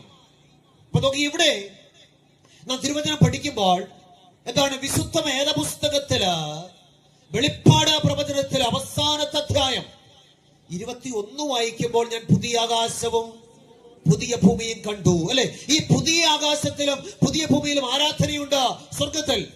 അതെന്നാ? യെശയ്യാ 66 നമ്മൾ വായിക്കുമ്പോൾ 22 മുതലുള്ള വാക്യങ്ങൾ വായിക്കുമ്പോൾ, ഞാൻ ഉണ്ടാക്കുന്ന പുതിയ ആകാശവും പുതിയ ഭൂമിയും എന്റെ മുമ്പാകെ നിലനിൽക്കുന്നത് പോലെ നിങ്ങളുടെ സന്തതിയും നിങ്ങളുടെ പേരും എന്റെ മുമ്പാകെ നിലനിൽക്കുമെന്ന് യഹോവയായ കർത്താവിന്റെ അരുളപ്പാട്. പിന്നെ ശബത്ത് തോറും അമാവാസി തോറും സകല ജഡവും എന്റെ സന്നിധിയിൽ നമസ്കരിപ്പാൻ വരും എന്ന് പറഞ്ഞ പുതിയ ആകാശത്തിലും പുതിയ ഭൂമിയിലും ആരാധന എന്ന വിശുദ്ധ ശബത്തില ആഴ്ചവട്ടത്തിന്റെ 7-ാം ദിവസത്തിലാണ്. അപ്പൊ ദൈവവചനത്തിനൊരു വ്യവസ്ഥയുണ്ട്. ആ വ്യവസ്ഥ പ്രകാരം ദൈവത്തെ ആരാധിക്കണം. അപ്പൊ യേശുക്രിസ്തുവാകുന്ന സത്യം ആരാധനയെ കുറിച്ച് പറയുന്നു, വിശുദ്ധ ശബത്തിലുള്ള ആരാധന. അവൻ ദൈവത്തിന്റെ വചനമാകുന്ന സത്യം പറയുന്നു, വിശുദ്ധ ശബത്തിലുള്ള ആരാധന. ഇനി ന്യായപ്രമാണമാകുന്ന സത്യം ആരാധനയെ കുറിച്ച് എന്ത് പറയുന്നു? ദൈവത്തിന്റെ 10 കൽപ്പനയാകുന്ന ന്യായപ്രമാണത്തില് എത്രാമത്തെ കൽപ്പനയെ ആരാധനയെ കുറിച്ച് പറയുന്നത്? 4-ാമത്തെയാണോ? 1 മുതൽ 4 വരെയുള്ളത്, അങ്ങനല്ലയോ? 1-ാമത്തെ കൽപ്പന എന്താ പറയുന്നത്? ഞാനല്ലാതെ അന്യ ദൈവങ്ങൾ ആരാധനയെ കുറിച്ചല്ലേ പറയുന്നത്? ആന്ന്. ഒരു വിഗ്രഹം ഉണ്ടാക്കരുത്, മീതെ സ്വർഗത്തിലെങ്കിലും താഴെ ഭൂമിയിലെങ്കിലും ഭൂമിക്ക് കീഴെ വെള്ളത്തിലെങ്കിലുള്ള യാതൊന്നിനും പ്രതിമരുത്, അവയെ സേവിക്കുകയോ നമസ്കരിക്കുകയോ ചെയ്യരുത്. നിന്റെ ദൈവമായ യഹോവയായ ഞാൻ തീഷ്ണതയുള്ള ദൈവമാകുന്നു. എന്നെ പകയ്ക്കുന്നവരിൽ പിതാക്കന്മാരുടെ കൃത്യം 3-ാമത്തെയും 4-ാമത്തെയും തലമുറ വരെ മക്കളുടെ മേൽ സന്ദർശിക്കും. എന്നെ സ്നേഹിച്ചെന്റെ കൽപ്പനകളെ പ്രമാണിക്കുന്നവർക്ക് 1000 തലമുറ ദയ കാണിക്കുകയും ചെയ്യുന്നു. എന്തിനെ കുറിച്ച് അത് പറയുന്നത്? ആരാധനയെ കുറിച്ചാ. നിന്റെ ദൈവമായ യഹോവയുടെ നാമം ആരാധനയെ കുറിച്ചാ പറയുന്നത്. 4 ശബത്ത് നാളിനെ മറക്കാം അല്ലേ, ഓർക്കാം. 6 ദിവസം അധ്വാനിച്ച് നിന്റെ വേലയൊക്കെയും 7-ാം ദിവസം നിന്റെ ദൈവമായ യഹോവയുടെ ശബത്താകുന്നു. അന്ന് നീയും നിന്റെ പുത്രനും പുത്രിയും വേലക്കാരനും വേലക്കാരത്തിയും നിന്റെ കന്നുകാലികളും നിന്റെ പടിവാതിൽക്കലകത്തുള്ള പരദേശിയും ഒരു വേലയും ചെയ്യരുത്. കാരണം 6 ദിവസം കൊണ്ട് യഹോവ ആകാശവും ഭൂമിയും സമുദ്രവും അവയിലുള്ളതൊക്കെയും ഉണ്ടാക്കി 7-ാം ദിവസം സ്വസ്ഥമായിരുന്നു. അതുകൊണ്ട് യഹോവ ശബത്ത് നാളിനെ അനുഗ്രഹിച്ച് ശുദ്ധീകരിച്ചിരിക്കുന്നു. ഇപ്പൊ ന്യായപ്രമാണം ആരാധനയെ കുറിച്ച് പറയുന്നു, വിശുദ്ധ ശബത്തിനുള്ള ആരാധന എന്ന് പറഞ്ഞാൽ ഈ വേദപുസ്തകത്തില് യേശുവാകുന്ന സത്യം, തിരുവചനമാകുന്ന സത്യം, ന്യായപ്രമാണമാകുന്ന സത്യം ആരാധനയെ കുറിച്ച് പറയുന്നത്. ആമേൻ. ആഴ്ചവട്ടത്തിന്റെ 7-ാം ദിവസമാകുന്ന ശനിയാഴ്ചയായ വിശുദ്ധ ശബത്തിലുള്ള ആരാധനയെ കുറിച്ചാണ് പറയുന്നത്. വേറെ ആരാധനയെ കുറിച്ച് വചനം പറയുന്നില്ല. അപ്പൊ ഞാൻ ചോദ്യം, ഇപ്പൊ ദൈവവചനത്തിനൊരു വ്യവസ്ഥയുണ്ട് അല്ലെ, നമ്മൾ ആരാധനയിൽ സ്ഥിരമുള്ളവരായിട്ട് മാറണം. വചനത്തിനൊരു വ്യവസ്ഥയുണ്ട്. എന്റെ ചോദ്യം, വ്യവസ്ഥ തെറ്റിച്ച് ആരാധിച്ചാലോ? വ്യവസ്ഥ തെറ്റിച്ച് ആരാധിച്ചാൽ എന്തോ പറ്റും? നോക്കാം എന്തു പറ്റുമെന്ന്. ഉൽപ്പത്തി പുസ്തകം 4-ാം അധ്യായം 1 മുതൽ 7 വരെയുള്ള വാക്യങ്ങൾ വായിക്കുമ്പോൾ, ഉൽപ്പത്തി പുസ്തകം 4-ാം അധ്യായം അനന്തരം മനുഷ്യൻ തന്റെ ഭാര്യയായ ഹവ്വായെ പരിഗ്രഹിച്ചു, അവൾ ഗർഭം ധരിച്ച് കയ്യിനെ പ്രസവിച്ചു, യഹോവയാൽ എനിക്കൊരു പുരുഷ പ്രജ ലഭിച്ചു എന്ന് പറഞ്ഞു. പിന്നെ അവൾ അവന്റെ അനുജനായ ഹാബേലിനെ പ്രസവിച്ചു. ഹാബേൽ ആട്ടിടയനും കയീൻ കൃഷിക്കാരനുമായി തീർന്നു. കുറെ കാലം കഴിഞ്ഞിട്ട് കയീൻ നിലത്തെ അനുഭവത്തിൽ നിന്ന് യഹോവയ്ക്ക് ഒരു വഴിപാട് കൊണ്ടുവന്നു. ഹാബേലും ആട്ടിൻകൂട്ടത്തിലെ കടിഞ്ഞൂലുകളിൽ നിന്ന് അവയുടെ മേധസ്സിൽ നിന്ന് തന്നെ ഒരു വഴിപാട് കൊണ്ടുവന്നു. യഹോവ ഹാബേലിലും അവന്റെ വഴിപാടിലും പ്രസാദിച്ചു, കായീനിലും അവന്റെ വഴിപാടിലും പ്രസാദിച്ചില്ല. എന്നാലേ കയീൻ ഏറ്റവും കോപമുണ്ടായി, അവന്റെ മുഖം വാടി. യഹോവ കയീനോട്, നീ കോപിക്കുന്നത് എന്ത്? നിന്റെ മുഖം വാടുന്നതും എന്ത്?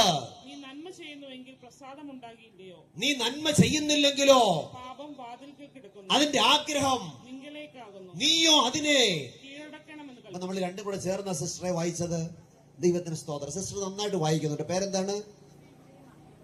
സീമ. സീമ. ആ, വെരി ഗുഡ്. നല്ല പേര് അല്ലേ? ഓക്കെ. ദൈവം അനുഗ്രഹിക്കട്ടെ. നന്നായിട്ട് വായിക്കുന്നു. കർത്താവ് അനുഗ്രഹിക്കട്ടെ. അപ്പൊ ഇവിടെ വചനം വായിക്കുകയാണ്.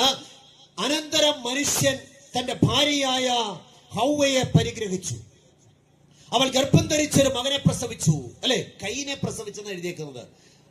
പിന്നെ അവൾ അവന്റെ അനുജനായ ഹാബലിനെ, രണ്ടുപേരും കൂടെ ചുരുക്കി അങ്ങ് പറഞ്ഞ രണ്ടുപേര് ആരാധിക്കാൻ പോയി. ആരൊക്കെ ആരാധിക്കാൻ പോയത്? കായീനും ഹാബേലും. അല്ലെ, എന്നെ ചെറുപ്പകാലത്തിൽ ഒത്തിരി കുഴക്കിയിട്ടുള്ള ഒരു വേദഭാഗമായത്. കുഞ്ഞുനാളില് ഞാൻ മർത്തോമാ സഭയിലായിരുന്നു. അവിടെ ഇരുന്ന് സൺഡേ സ്കൂൾ പഠിക്കുമ്പം ഞാനിങ്ങനെ ചിന്തിക്കുമായിരുന്നു, എന്റെ കർത്താവേ, ഇതെന്തൊരു ഇടപാടാ. ആ പാവപ്പെട്ട കായീൻ, അവൻ കൃഷിക്കാരനല്ലയോ, അവൻ എന്തൊക്കെ ഉള്ള കാച്ചിലോ ചേനയോ വല്ല പടവലങ്ങയോ പാവയ്ക്കയോ മത്തങ്ങയോ ഇതൊക്കെ പുള്ളിക്കൊള്ളു. പാവപ്പെട്ടവർ ഇതിൽ കൊള്ളാവതില്ല അവിടെ പറക്കിക്കൊണ്ട് ആരാധിക്കാൻ കൊണ്ട് ചെന്ന് അങ്ങോട്ട് വെച്ചു, ആരാധിച്ചു, ദൈവം പ്രസാദിച്ചില്ല. മറ്റേ പുള്ളി ആട്ടിടയനാ, അവൻ ആടിനെ കൊണ്ടുവന്ന് അതിൽ പ്രസാദിച്ചു. എന്തൊരു ഇടപാടാ. അപ്പൊ മൂത്തവനിൽ പ്രസാദിച്ചില്ല, ഇളയവനിൽ. എന്റെ വീട്ടിൽ ഞാനാ മൂത്തത്. ഈ വേദപുസ്തകം എവിടെ എടുത്ത് പോകലെന്ന് ശ്രദ്ധിച്ചിട്ടുണ്ടോ? ഇസായിയുടെ മക്കളിൽ മൂത്തവന്മാരെ മൊത്തം തട്ടിയിട്ട് ആരെയാ ദൈവം തിരഞ്ഞെടുത്തത്? അല്ലേ, ഏശാവിനെ, യാക്കോബിനെ. മൂത്തവനെ ഞാൻ ഏശാവിനെ ദേശിച്ചു, യാക്കോബിനെ. ഇതെന്തൊരിടപാടാ. എഫ്രൈമിനെ മനസ്സിയെ കൊണ്ട് അനുഗ്രഹിക്കാൻ കൊണ്ട് ചെന്നപ്പോൾ വലതു കൈ പിണച്ച് ഇളയവന്റെ തലയിലും ഇടതു കൈ പിടിച്ച് ആരുടെ തലയിലും വെച്ചു. ഇതെന്തൊരിടപാടാ. ഞാനിങ്ങനെ ചിന്തിച്ചു, ഈ ദൈവം എന്തൊരു ദൈവമാ. ഇതിങ്ങനെ മുഖപക്ഷമുണ്ടോ ദൈവത്തിന്? ദൈവത്തിന് മുഖപക്ഷമില്ല. അപ്പൊ ഇവിടെ രണ്ടുപേർ ആരാധിക്കാൻ പോയി. ഒരുവന്റെ ആരാധനയിൽ പ്രസാദിച്ചു, ഒരുവന്റെ ആരാധനയിൽ പ്രസാദിച്ചില്ല. അതിന്റെ കാരണം, ഒരുവൻ വചനത്തിന്റെ വ്യവസ്ഥ പ്രകാരം ആരാധിച്ചപ്പോൾ ഒരുവൻ വ്യവസ്ഥ തെറ്റിച്ച് ആരാധിച്ചു. അല്ലേ, എന്താ വ്യവസ്ഥ ഈ കയീൻ ലംഘിച്ചത്? ലേവ്യ പുസ്തകം 1-ാം അധ്യായം 1-2 വാക്യങ്ങൾ. ലേവ്യ 1-2 വാക്യങ്ങൾ വായിച്ചാണ്ട് സിസ്റ്ററെ. ലേവ്യ 1-2 വാക്യങ്ങൾ. യഹോവ സമാഗമന കൂടാരത്തിൽ വെച്ച് മോശയെ വിളിച്ച് അവനോട് അരുളി ചെയ്തത്, നീ ഇസ്രായേൽ മക്കളോട് സംസാരിച്ച് അവരോട് പറയേണ്ടത് എന്തെന്നാൽ, നിങ്ങളിൽ ആരെങ്കിലും യഹോവയ്ക്ക് വഴിപാട് കഴിക്കുന്നു എങ്കിൽ കന്നുകാലികളോ ആടുകളോ ആയ മൃഗങ്ങളെ വഴിപാട് കഴിക്കണം. അല്ലാതെ കൃഷിഫലങ്ങളല്ല എന്ത് ചെയ്യേണ്ടത്. അവിടെ ആ വ്യവസ്ഥ തെറ്റിപ്പോയത്. അപ്പൊ നമ്മൾ വിചാരിക്കും, ഓ പാപം കയീൻ, അവൻ കൃഷിക്കാരന്, അവനുള്ളതല്ല കൊടുക്കാൻ പറ്റത്തുള്ളല്ലോ, അതുകൊണ്ട് അവന്റെ അവസ്ഥ ഇങ്ങനെ പാസ്റ്ററെ, അവൻ അങ്ങനെ പറ്റൂ. No no no no. വചനത്തിന്റെ വ്യവസ്ഥ ആര് ലംഘിക്കുന്നുവോ അവന്റെ ആരാധനയിൽ ദൈവം പ്രസാദിക്കത്തില്ല. നമുക്കറിയാം, മഹാപുരോഹിതൻ അഹരോന്റെ പുത്രന്മാർ രണ്ടുപേര് ആരാധിക്കാൻ പോയി, രണ്ടെണ്ണവും തട്ടിപ്പോയി, ആരാധിച്ച് മരിച്ചുപോയെന്ന് വായിച്ചിട്ടില്ലയോ? ലേവ്യ പുസ്തകം 10-ാം അധ്യായം 1-2 വാക്യങ്ങൾ. അനന്തരം അഹരോന്റെ പുത്രന്മാരായ നാദാബും അബീഹൂബും ഓരോ ധൂപകലശമെടുത്ത് അതിൽ തീയിട്ട് അതിന്മേൽ ധൂപവർഗവുമിട്ട് അങ്ങനെ തങ്ങളോട് കൽപ്പിച്ചതല്ലാത്ത അന്യാഗ്നി യഹോവയുടെ സന്നിധിയിൽ കൊണ്ടുവന്നു. ഉടനെ യഹോവയുടെ സന്നിധിയിൽ തീ പുറപ്പെട്ട് അവരെ ദഹിപ്പിച്ചു കളഞ്ഞു. അവർ യഹോവയുടെ സന്നിധിയിൽ അയ്യോ, എങ്ങനെ മരിച്ചുപോയി? ആരാധിച്ച്. ഇന്നെ കേൾക്കുന്ന പ്രിയമുള്ളവരെ, കോട്ടയം പട്ടണമേ, വചനം പറയുന്നു, ആരാധിച്ച് മരിച്ചുപോയെന്ന്. നമ്മുടെ ആരാധന ഇത് മരണമുളവാക്കുന്നത്. എന്തുകൊണ്ടാണ് നാദാബും അബീഹൂബും മരിച്ചുപോയത്? സംഖ്യ 16:46. മോശ അഹരോനോട്, നീ ധൂപകലശമെടുത്ത് അതിൽ അതിൽ യാഗപീഠത്തിലെത്തിയിട്ട് ധൂപവർഗവും അതിൽ ധൂവർഗവും ഇട്ട് വേഗത്തിൽ സഭയുടെ മധ്യയിൽ അവർക്ക് വേണ്ടി പ്രായശ്ചിത്തം കഴിക്കാം. പ്രിയമുള്ളവരെ ശ്രദ്ധിച്ചേ, അപ്പൊ ഈ ധൂപകലശത്തിൽ ഇടേണ്ടത് ഏത് തീയാണ്? യാഗപീഠത്തിലെ തീ വേണം ധൂപകലശത്തിൽ ഇടാൻ. പക്ഷെ ഈ സഹോദരങ്ങൾ വേറെ തീയായിട്ടത്. നമ്മളാണെങ്കിൽ എന്തോ പറഞ്ഞേനെ, അയ്യോ പാസ്റ്ററെ എല്ലാം ദൈവം ഉണ്ടാക്കിയ തീയല്ലയോ? എല്ലാം ദൈവം ഉണ്ടാക്കിയ ഏത് തീയിട്ട് ആരാധിച്ചാൽ എന്താ? ആരാധിച്ചാൽ പോരെ. നാളുകൾ ചോദിക്കുന്ന ചോദ്യം, എല്ലാം ദൈവം ഉണ്ടാക്കിയ ദിവസമല്ലയോ? ഏതെങ്കിലും ഒരു ദിവസം ആരാധിച്ചാൽ പോരെ? പോരാ. ദൈവം തെക്കോട്ട് പോകാൻ പറയുമ്പോൾ വടക്കോട്ട് പോകുന്ന അനുസരണക്കേടാ. ദൈവം 7 പറയുമ്പോൾ 1 പറയുന്നത് തിരുവചന പ്രകാരം അനുസരണക്കേടാണെന്ന്. 2 ആരാധിച്ച മരിച്ചുപോയി. എന്താ കാരണം? വചനത്തിനൊരു വ്യവസ്ഥയുണ്ട്. ആര് എവിടെ ദൈവവചനത്തിന് വ്യവസ്ഥ ലംഘിച്ചിട്ടുണ്ടോ അവരൊക്കെ അതിന് ശിക്ഷ അനുഭവിച്ചു. ധാരാളം ഉദാഹരണങ്ങളുണ്ട്. ദാവീദ് പെട്ടകം കൊണ്ടുവരാൻ പോയി, ഒരുത്തൻ അന്നരെ തട്ടിപ്പോയി. എന്താ കാരണം? വ്യവസ്ഥ തെറ്റിച്ച് പിടിച്ചതുകൊണ്ടാ. ദൈവത്തിന് സ്തോത്രം. മോശ ദൂരെ നിന്ന് കനാദേശം കണ്ടതേയുള്ളൂ, അങ്ങോട്ട് കടന്നില്ല. എന്താ കാരണം?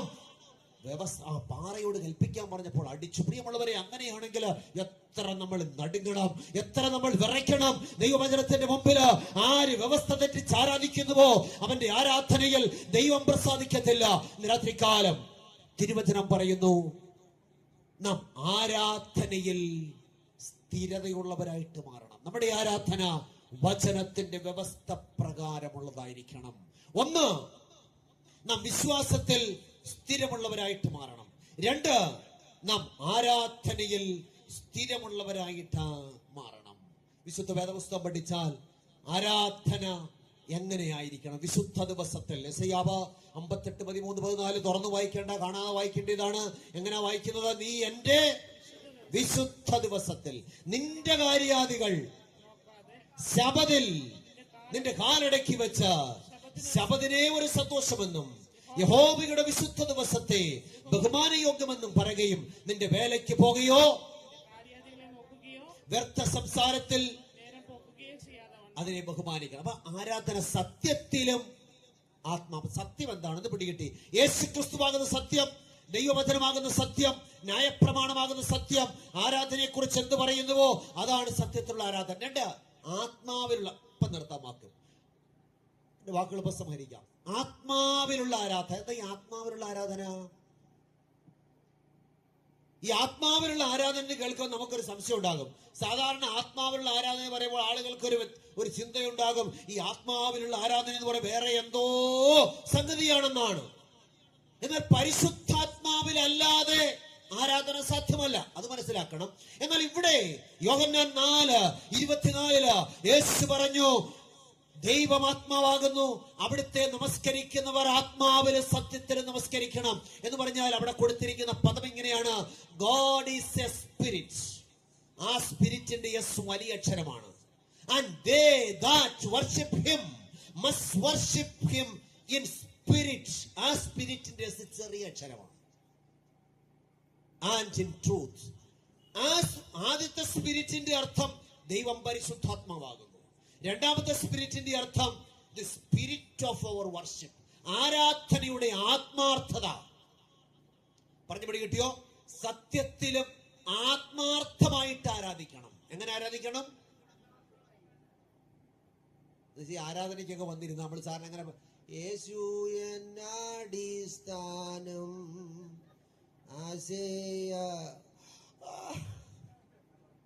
ഇതൊരു ആരാധനയ്ക്ക് ഒരു ആത്മാർത്ഥതയുമില്ല, അല്ലെ? ഇത് വെറും ചടങ്ങാണ്, ഇത് വെറും പ്രോഗ്രാമാണ്. അതല്ല ആരാധന. ഞാൻ ഉദാഹരണം പറഞ്ഞങ്ങ് നിർത്താം.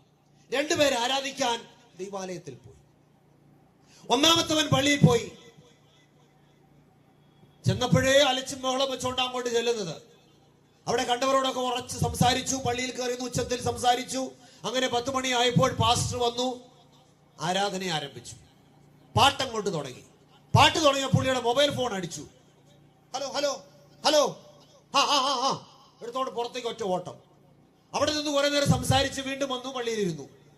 കുറെ കഴിഞ്ഞപ്പോൾ വീണ്ടും മൊബൈൽ അടിച്ചു, അതെടുത്തോണ്ട് വീണ്ടും പുറത്തേക്ക് ഓടി. പാസ്റ്റർ പ്രസംഗിക്കാൻ തുടങ്ങിയപ്പോൾ കാണാം വീണ്ടും മൊബൈലിൽ ശബ്ദം കേട്ടു. പുള്ളി മൊബൈൽ എടുത്തോണ്ട് പുറത്തേക്ക്.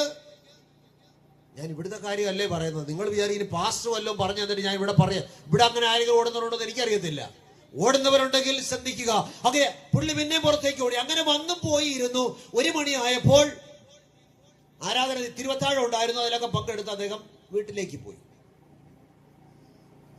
പുള്ളിക്ക് ഇത് എല്ലാ ആഴ്ചയും ചെയ്യുന്ന ഒരു ചടങ്ങാണ്. അതിനകത്ത് വലിയ ആത്മാർത്ഥതയൊന്നും ഇല്ല. വന്നു ആരാധനയ്ക്ക് പോയി. ഇനി രണ്ടാമൻ പള്ളിയിൽ പോയി. ദൈവാലയം കണ്ടപ്പോഴേ അദ്ദേഹത്തിന് മനസ്സിലൊരു ചിന്ത കടന്നുപോയി. ലേവ്യ പുസ്തകത്തിന് വാക്യമുണ്ട്, നിങ്ങൾ എന്റെ ശബത്തുകൾ ആചരിക്കുകയും എന്റെ വിശുദ്ധ മന്ദിരം ബഹുമാനിക്കുകയും വേണം, ഞാൻ യഹോവയാകുന്നു. ദൈവത്തിന്റെ ആലയം ബഹുമാനിക്കപ്പെടേണ്ടതാണ്. അത് കാട് കയറ്റിയിട്ടേക്കാനുള്ളതല്ല, അല്ലേ? അത് വളരെ മനോഹരമായി സൂക്ഷിക്കേണ്ടതാണ്, വിശുദ്ധമായി സൂക്ഷിക്കേണ്ടതാണ്. ദൈവാലയത്തിൽ ചെന്നപ്പോൾ ദൈവ സാന്നിധ്യം അനുഭവിച്ചറിഞ്ഞതുകൊണ്ട് പ്രാർത്ഥനാപൂർവം അവിടെ ഇരുന്നു. പാട്ടങ്ങോട്ട് പാടി. അന്ന് പാടിയ പാട്ട്, എന്തതിശയമേ ദൈവത്തിൻ സ്നേഹം എത്ര മനോഹരമേ. പുള്ളി അങ്ങോട്ട് അവിടെ നിന്ന് ചിന്തിച്ചു, എന്റെ ദൈവത്തിന്റെ സ്നേഹം എത്ര വലിയതാണ്. 1000 നാവുകളാലോ 10,000 വാക്കുകളാലോ വർണ്ണിക്കാൻ കഴിയാത്ത എന്റെ കർത്താവിന്റെ മഹാസ്നേഹത്തെ ഓർത്തപ്പോൾ, ആ പാട്ടിന്റെ ഈരടികളിൽ ലയിച്ചങ്ങോട്ട് പാടിയപ്പോൾ അദ്ദേഹത്തിന്റെ കണ്ണിലൂടെ അറിയാതെ കണ്ണുനീരൊഴുകാൻ തുടങ്ങി. ആരാധനയിൽ അങ്ങോട്ട് ഇഴുകിച്ചേർന്നു. പാസ്റ്റർ പ്രസംഗിക്കാൻ തുടങ്ങിയപ്പോൾ ദൈവത്തിന്റെ മാറ്റമില്ലാത്ത തിരുവചനത്തിന് കാതോർത്തപ്പോൾ, ഇത് പലതും എന്നെ കുറിച്ചാണല്ലോ പറയുന്നത്. കർത്താവേ, എന്റെ ജീവിതത്തിൽ വചനത്തിന്റെ വെളിച്ചത്തിൽ കുറവുകളുണ്ടപ്പാ, എന്നെ തന്നെ ഇത് അവിടുത്തെ സന്നിധിയിലേക്ക് സമർപ്പിക്കുന്നു. ഒരു സമർപ്പണത്തിന്റെ അനുഭവം. തിരുവത്താഴ ശുശ്രൂഷ പങ്കെടുത്തപ്പോൾ കാൽവറിയുടെ കുലക്കളത്തിൽ എനിക്ക് വേണ്ടി തകർന്ന, എനിക്ക് വേണ്ടി പങ്കപ്പാടുകളേറ്റ, എനിക്ക് വേണ്ടി അടിയേറ്റ, എനിക്ക് വേണ്ടി കുത്തേറ്റ, എനിക്ക് വേണ്ടി തകർന്നു തരിപ്പണമായ യേശുവിനെ ഓർത്തപ്പോൾ ഉള്ളം പിടഞ്ഞു. തിരുവത്താഴ ശുശ്രൂഷയിൽ ഭയഭക്തിയോടെ പങ്കെടുത്ത് പുതിയ തീരുമാനത്തോടെ പ്രതിഷ്ഠയോടെ വീട്ടിലേക്ക് പോയി. ഒന്നാമത്തവൻ ആരാധന വെറും ചടങ്ങാണെങ്കിൽ, രണ്ടാമത്തവൻ ആരാധന അവന്റെ ജീവിതത്തിന്റെ അനുഭവമാണ്. ഹല്ലേലൂയ. യേശു പറഞ്ഞു, ദൈവമാത്മാവാകുന്നു, അവിടുത്തെ നമസ്കരിക്കുന്നവർ ആത്മാവിലും സത്യത്തിലും ആരാധിക്കണം. ആത്മാർത്ഥമായ ആരാധന. നാം ദൈവസന്നിധിയിൽ ഇരിക്കുമ്പോൾ ആ ദൈവസന്നിധി ബോധത്തോടെ ദൈവത്തെ ആരാധിക്കുന്നവരായിരിക്കണം. ആകയാൽ നാവും സാക്ഷികളുടെ ഇത്ര വലിയൊരു സമൂഹം നമുക്ക് ചുറ്റും നിൽക്കുന്നത് കൊണ്ട് സകല ഭാരവും മുറുകെ പറ്റുന്ന പാപവും വിട്ട് നമുക്ക് മുന്നിൽ വെച്ചിരിക്കുന്ന ഓട്ടം സ്ഥിരതയോടെ ഓടണം.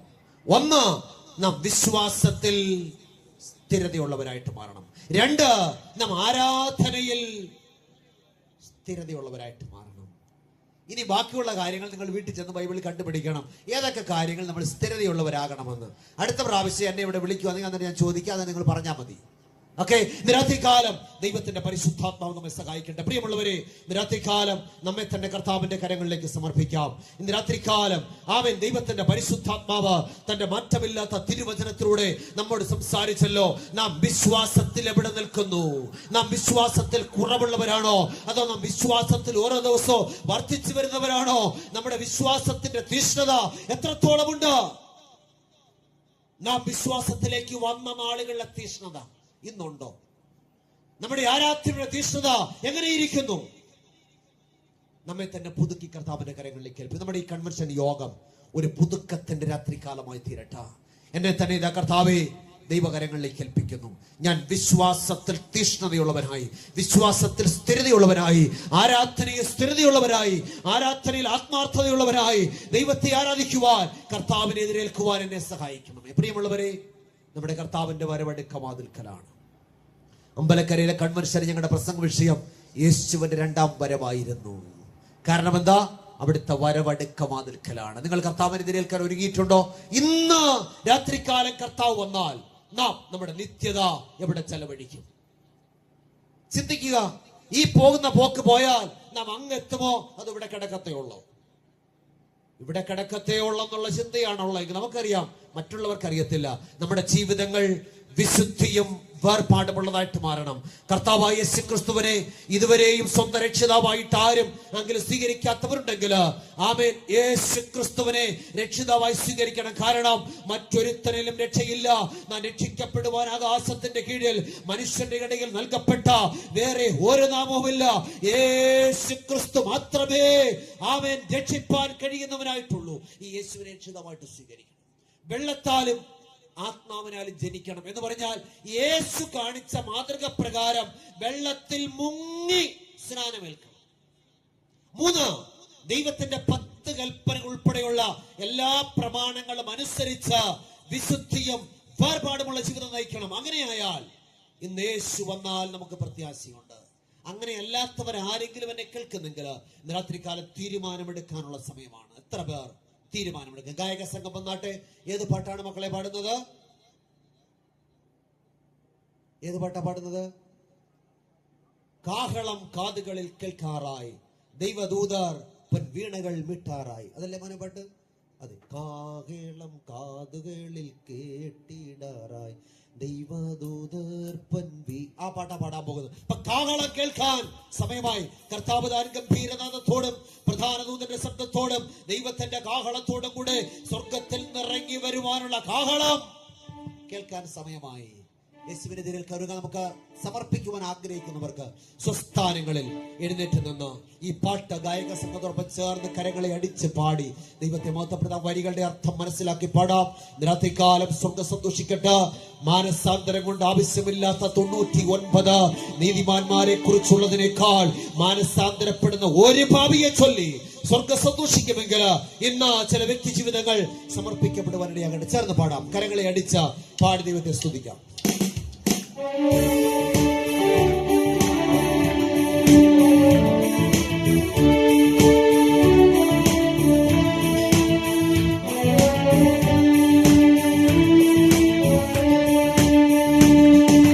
കാഹളം കാതുകളിൽ കേട്ടിടാറായി, ദൈവദൂതർ പൊൻവീണകൾ മീട്ടിടാറായി, ദൈവദൂതർ വീണകൾ മീട്ടിടാറായി. യേശുവരുളിയ വാഗ്ദത്തം നിറവേറാൻ കാലങ്ങൾ നമ്മെ വിട്ടു പായുകയായി. യേശുവരുളിയ വാഗ്ദത്തം നിറവേറാൻ കാലങ്ങൾ നമ്മെ വിട്ടു പായുകയായി. സമാധാനമില്ല ഭൂമിയിലനുദിനം നീലവിളി വളർന്നുയരുകയായി ധരണി തന്നിൽ. സമാധാനമില്ല ഭൂമിയിലനുദിനം നീലവിളി വളർന്നുയരുകയായി ധരണി തന്നിൽ. ദൈവത്തിൻ പൈതങ്ങൾ കാലിന്റെ ധരണിയിൽ യേശുപ്പാൻ ദേവദേശം സാധ്യമല്ല. യേശുപ്പാൻ ധരണിയിൽ യേശുപ്പാൻ ദേവദേശം സാധ്യമല്ല. കാഹളം കാതുകളിൽ കേട്ടിടാറായി, ദൈവദൂതർ പൊൻവീണകൾ മീട്ടിടാറായി, ദൈവദൂതർ വീണകൾ മീട്ടിടാറായി. ജനിച്ചു പ്രവൃത്തി ചെയ്തു മരിച്ചു 3 ദിനത്തിൽ മരണത്തെ ജയിച്ചു ഉയരത്തിപ്പോ. ജനിച്ചു പ്രവൃത്തി ചെയ്തു മരിച്ചു 3 ദിനത്തിൽ മരണത്തെ ജയിച്ചു ഉയരത്തിപ്പോ. പാപവും ശാപവും നീക്കിതാൻ ജയം നൽകി, പാപികൾക്ക് അവൻ നിത്യശാന്തി നൽകി. പാപവും ശാപവും നീക്കിതാൻ ജയം നൽകി, പാപികൾക്ക് അവൻ നിത്യശാന്തി നൽകി. കാഹളം കാതുകളിൽ കേട്ടിടാറായി, ദൈവദൂതർ പൊൻവീണകൾ മീട്ടിടാറായി, ദൈവദൂതർ പൊൻവീണകൾ മീട്ടിടാറായി. പാടുവിൻ അവതാരമായി സുവിശേഷം ദേവരാജദാസൻ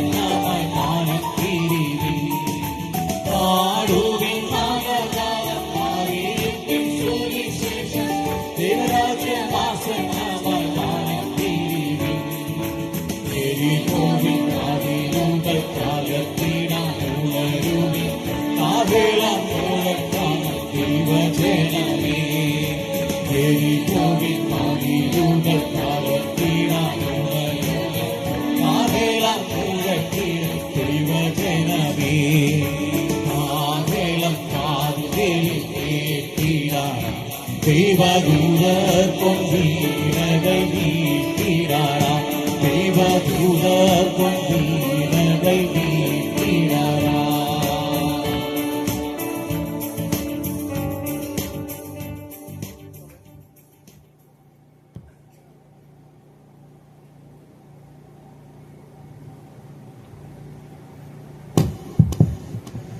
ഈ സമയം പാസ്റ്റർ ബിജു പി ജെ മുന്നോട്ട് കടന്നു വന്ന് അവസാനമായി പ്രാർത്ഥിക്കുന്നതായിരിക്കും. പാസ്റ്റർ ക്ഷണിക്കാവുന്നു.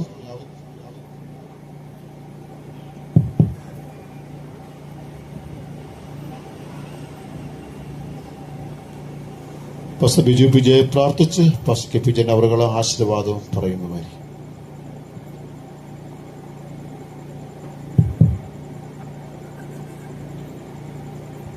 പ്രാർത്ഥിക്കാം. ഹല്ലേലൂയ. സ്തോത്രം, സ്തോത്രം. കരുണാസമ്പൂർണനായ ഞങ്ങളുടെ വാഴ്ത്തപ്പെട്ട നല്ല ദൈവമേ, പരിശുദ്ധ പിതാവേ, വളരെ അനുഗ്രഹമേറിയതായ നല്ല രാത്രിയുടെ യാമത്തിൽ കർത്താവേ, അവിടുത്തെ ദാസനിലൂടെ കേൾപ്പിച്ച തിരുവചന സത്യത്തിനായി നന്ദിയോടെ സ്തുതിക്കുന്നു കർത്താവേ. കർത്താവേ, ലോകം അതിന്റെ അന്ത്യത്തിലേക്ക് നീങ്ങുമ്പോൾ അരുമരക്ഷകനായ കർത്താവിന്റെ വരവ് ഏറ്റവും ആസന്നമായിരിക്കുന്നതായ കാലഘട്ടത്തിൽ കർത്താവേ, അടിയങ്ങൾ കർത്താവെ സ്ഥിരതയുള്ളതായ ഒരു ക്രൈസ്തവ ജീവിതം നയിപ്പാൻ തക്കവണ്ണം രാത്രി കാലം അങ്ങയുടെ ദാസനിലൂടെ ഞങ്ങളെ കേൾപ്പിച്ച തിരുവചന സത്യത്തിനായി നദിയോടെ സ്തുതിക്കുന്നു കർത്താവെ. വചനം ശ്രവിച്ച എല്ലാവരുടെ മേലും കർത്താവിന്റെ കൃപയും പരിശുദ്ധാത്മാവിന്റെ നിറവും അവിടുന്ന് പകരുമാറണമേ എന്ന് പ്രാർത്ഥിക്കുന്നു കർത്താവെ. അവിടുന്ന് കർത്താവ് ഇത്രത്തോളം അവിടുന്ന് ഞങ്ങളെ സഹായിച്ച വലിയ കൃപയ്ക്കായി നദിയോട് സ്തോത്രം കർത്താവെ. ദേശത്തിന്റെ പല ഭാഗങ്ങളിൽ നിന്ന് കടന്നു വന്നതായ ദൈവജനത്തെ ഓർത്തുകൊണ്ട് നദിയോടെ സ്തോത്രം ചെയ്യുന്ന കർത്താവെ. അവിടുന്ന് കർത്താവെ, അവർക്ക് ആവശ്യമായ ആത്മീയമായ കൃപകളാലും ദാനങ്ങളാലും നിറച്ച കർത്താവിന്റെ വരവിനുവേണ്ടി ഒരുക്കുമാറാണമേ എന്ന് പ്രാർത്ഥിക്കുന്നു കർത്താവെ. ഒരിക്കൽ കൂടി കർത്താവെ, ഈ ദേവാലയത്തെയും പരിസരത്തെയും അവിടുത്തെ സന്നിധിയിൽ ഫലമേൽപ്പിച്ചുകൊണ്ട് പ്രാർത്ഥിക്കുന്നു. അങ്ങയുടെ പരിശുദ്ധാത്മാവ് മുഖാന്തരം അടിയങ്ങൾ കർത്താവിനോട് കൂടുതൽ അടുക്കുവാനും അങ്ങയുടെ വരവിനോട് ഒരുങ്ങുവാനും അനേകരെ ഒരുക്കുവാനും കൃപയാൽ ഞങ്ങളെ സഹായിക്കുമാറാണമേ എന്ന് പ്രാർത്ഥിക്കുന്നു. കേൾപ്പിച്ചതായ തിരുവചനത്തിനായി സ്തോത്രം ചെയ്യുന്നു. കർത്താവിന്റെ വരവിനായി ഞങ്ങൾ ഒരുക്കുമാറാകണം. മാനവമഹത്വം ലോഹമെടുക്കണം. യേശുവിൻ നാമത്തിൽ ഞങ്ങൾ അപേക്ഷിക്കുന്നു. കൃപയോടെ യാചന സ്വീകരിക്കണം. കരുണയുള്ള പിതാവേ, ആമേൻ. സുഖസ്നായ ഞങ്ങളുടെ പിതാവേ, ഞങ്ങളുടെ നാമം വിസ്തരിക്കപ്പെടണമേ. അങ്ങയുടെ രാജ്യം വരണമേ. ഞങ്ങളുടെ ഇഷ്ടശ്രദ്ധ പോലെ ഭൂമിയിലുമാകണമേ. ഞങ്ങൾക്ക് ആവശ്യമുള്ള ആഹാരം തരണമേ. ഞങ്ങളുടെ അടക്കാരോട് ഞങ്ങൾ ക്ഷമിക്കുന്നത് പോലെ ഞങ്ങളുടെ കടങ്ങളും പാപങ്ങളോട് ക്ഷമിക്കണമേ. ഞങ്ങളെ പരീക്ഷയിൽ കടത്താതെ ദുഷ്ടങ്ങളിൽ നിന്ന് വിടുവിക്കണമേ.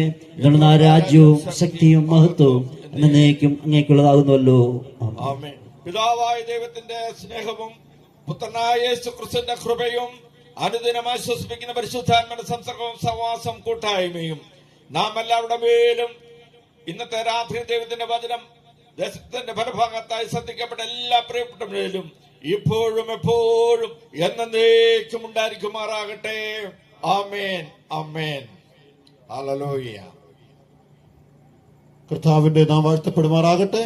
ഈ സമയം ഇത്രയും ആത്മീയമായ നമ്മുടെ പ്രത്യേക ഉന്നതിയിലേക്ക് നയിച്ചതായ അതുപോലെ ആവചനം കുറിച്ചതായ പാസ്റ്റർ ജോയ് മുഹമ്മദ് അവരുകൾക്കുള്ളതായ നന്ദി സ്നേഹത്തിൽ അറിയിക്കുകയാകുന്നു. അതുപോലെ പ്രാർത്ഥിച്ച് നമ്മുടെ സുഹൃത്തായ പാസ്റ്റർ ബിജി പാത്തമ്പടത്തിനുള്ള നന്ദി അറിയിക്കുകയാകുന്നു. നാളത്തെ രാത്രിയില് നമ്മൾ വചനം സംസാരിക്കുന്നത് പാസ്റ്റർ രാജേഷ് ശശീധരൻ അവരുകളാകുന്നു. എല്ലാ പ്രിയമക്കളും കടന്നു വരുവാനത്തെ കൊണ്ട് ആഹ്വാനം ചെയ്യുകയാകുന്നു. എല്ലാവർക്കും നന്ദി അറിയിക്കുന്നതോടൊപ്പം തന്നെ ഇന്നും പതിവ് തന്നെ എല്ലാവർക്കുള്ളതായ ഭക്ഷണം ഞങ്ങൾ ക്രമീകരിച്ചിട്ടുണ്ട്. എല്ലാവരും ഭക്ഷണത്തിന്റെ ഭാഗമാക്കാൻ ശേഷം മാത്രമേ കടന്നു പോകാവൂ എന്ന് അറിയിക്കുകയാകുന്നു. റോഡ് സൈഡാണ്, വേഗത്തിൽ ഇറങ്ങി പോകരുത്. വാഹനം പെട്ടെന്ന് പോകാതെ എല്ലാവരും ഭക്ഷണത്തിൽ ഞങ്ങളോട് സഹകരിക്കണമെന്ന് അറിയിച്ചുകൊള്ളുകയാകുന്നു. കടന്ന എല്ലാവർക്കും ഉള്ളതായ നന്ദി അറിയിക്കുകയാകുന്നു. നാളത്തെ രാത്രിയിൽ എല്ലാവരും കടന്നു വന്ന് ജീവൻ വചനം കേൾക്കുവാനും അവരുടേതായ ഉണ്ടാകട്ടെ പ്രാർത്ഥിക്കുന്നു. എല്ലാവരും കൂടി നന്ദി അർപ്പിക്കുന്നു. ഈ രാത്രി കാലം സുഖകരമായ നിദ്യ പ്രദാനം ചെയ്യുവാനും നാളെ സൂര്യോദയം കാണുവാൻ തക്കവണ്ണം യുവസഹാൻ പ്രാർത്ഥിക്കുന്നു. എല്ലാവർക്കും ശുഭ രാത്രി നേരുന്നു. ദൈവം നമ്മെ അനുഗ്രഹിക്കുമാറാകട്ടെ. ആമേൻ. എല്ലാവരും ഭക്ഷണ ശേഷം മാത്രമേ പിരിഞ്ഞു പോകാവൂ എന്ന് അറിയിച്ചുകൊള്ളുന്നു. ആ വാഹനം അരിപ്പറമ്പ് അതുപോലെ തന്നെ അയർകുന്നം ഭാഗത്ത് കൊടുത്തായ വാഹനമുണ്ട്. വാഹനത്തിൽ ശേഷം വാഹനം പുറപ്പെടുകയുള്ളൂ എന്ന് അറിയിച്ചുകൊള്ളുകയാകുന്നു.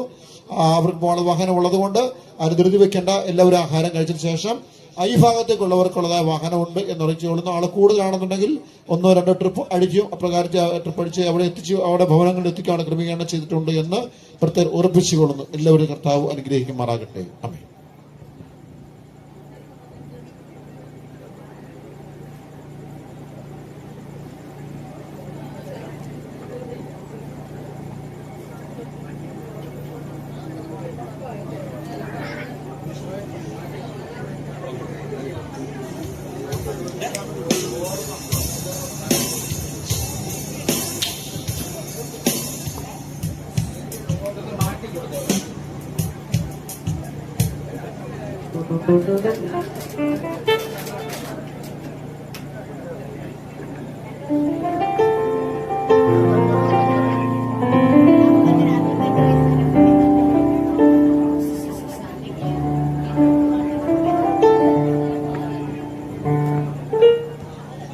ഇട്ടിട്ടുണ്ടോ?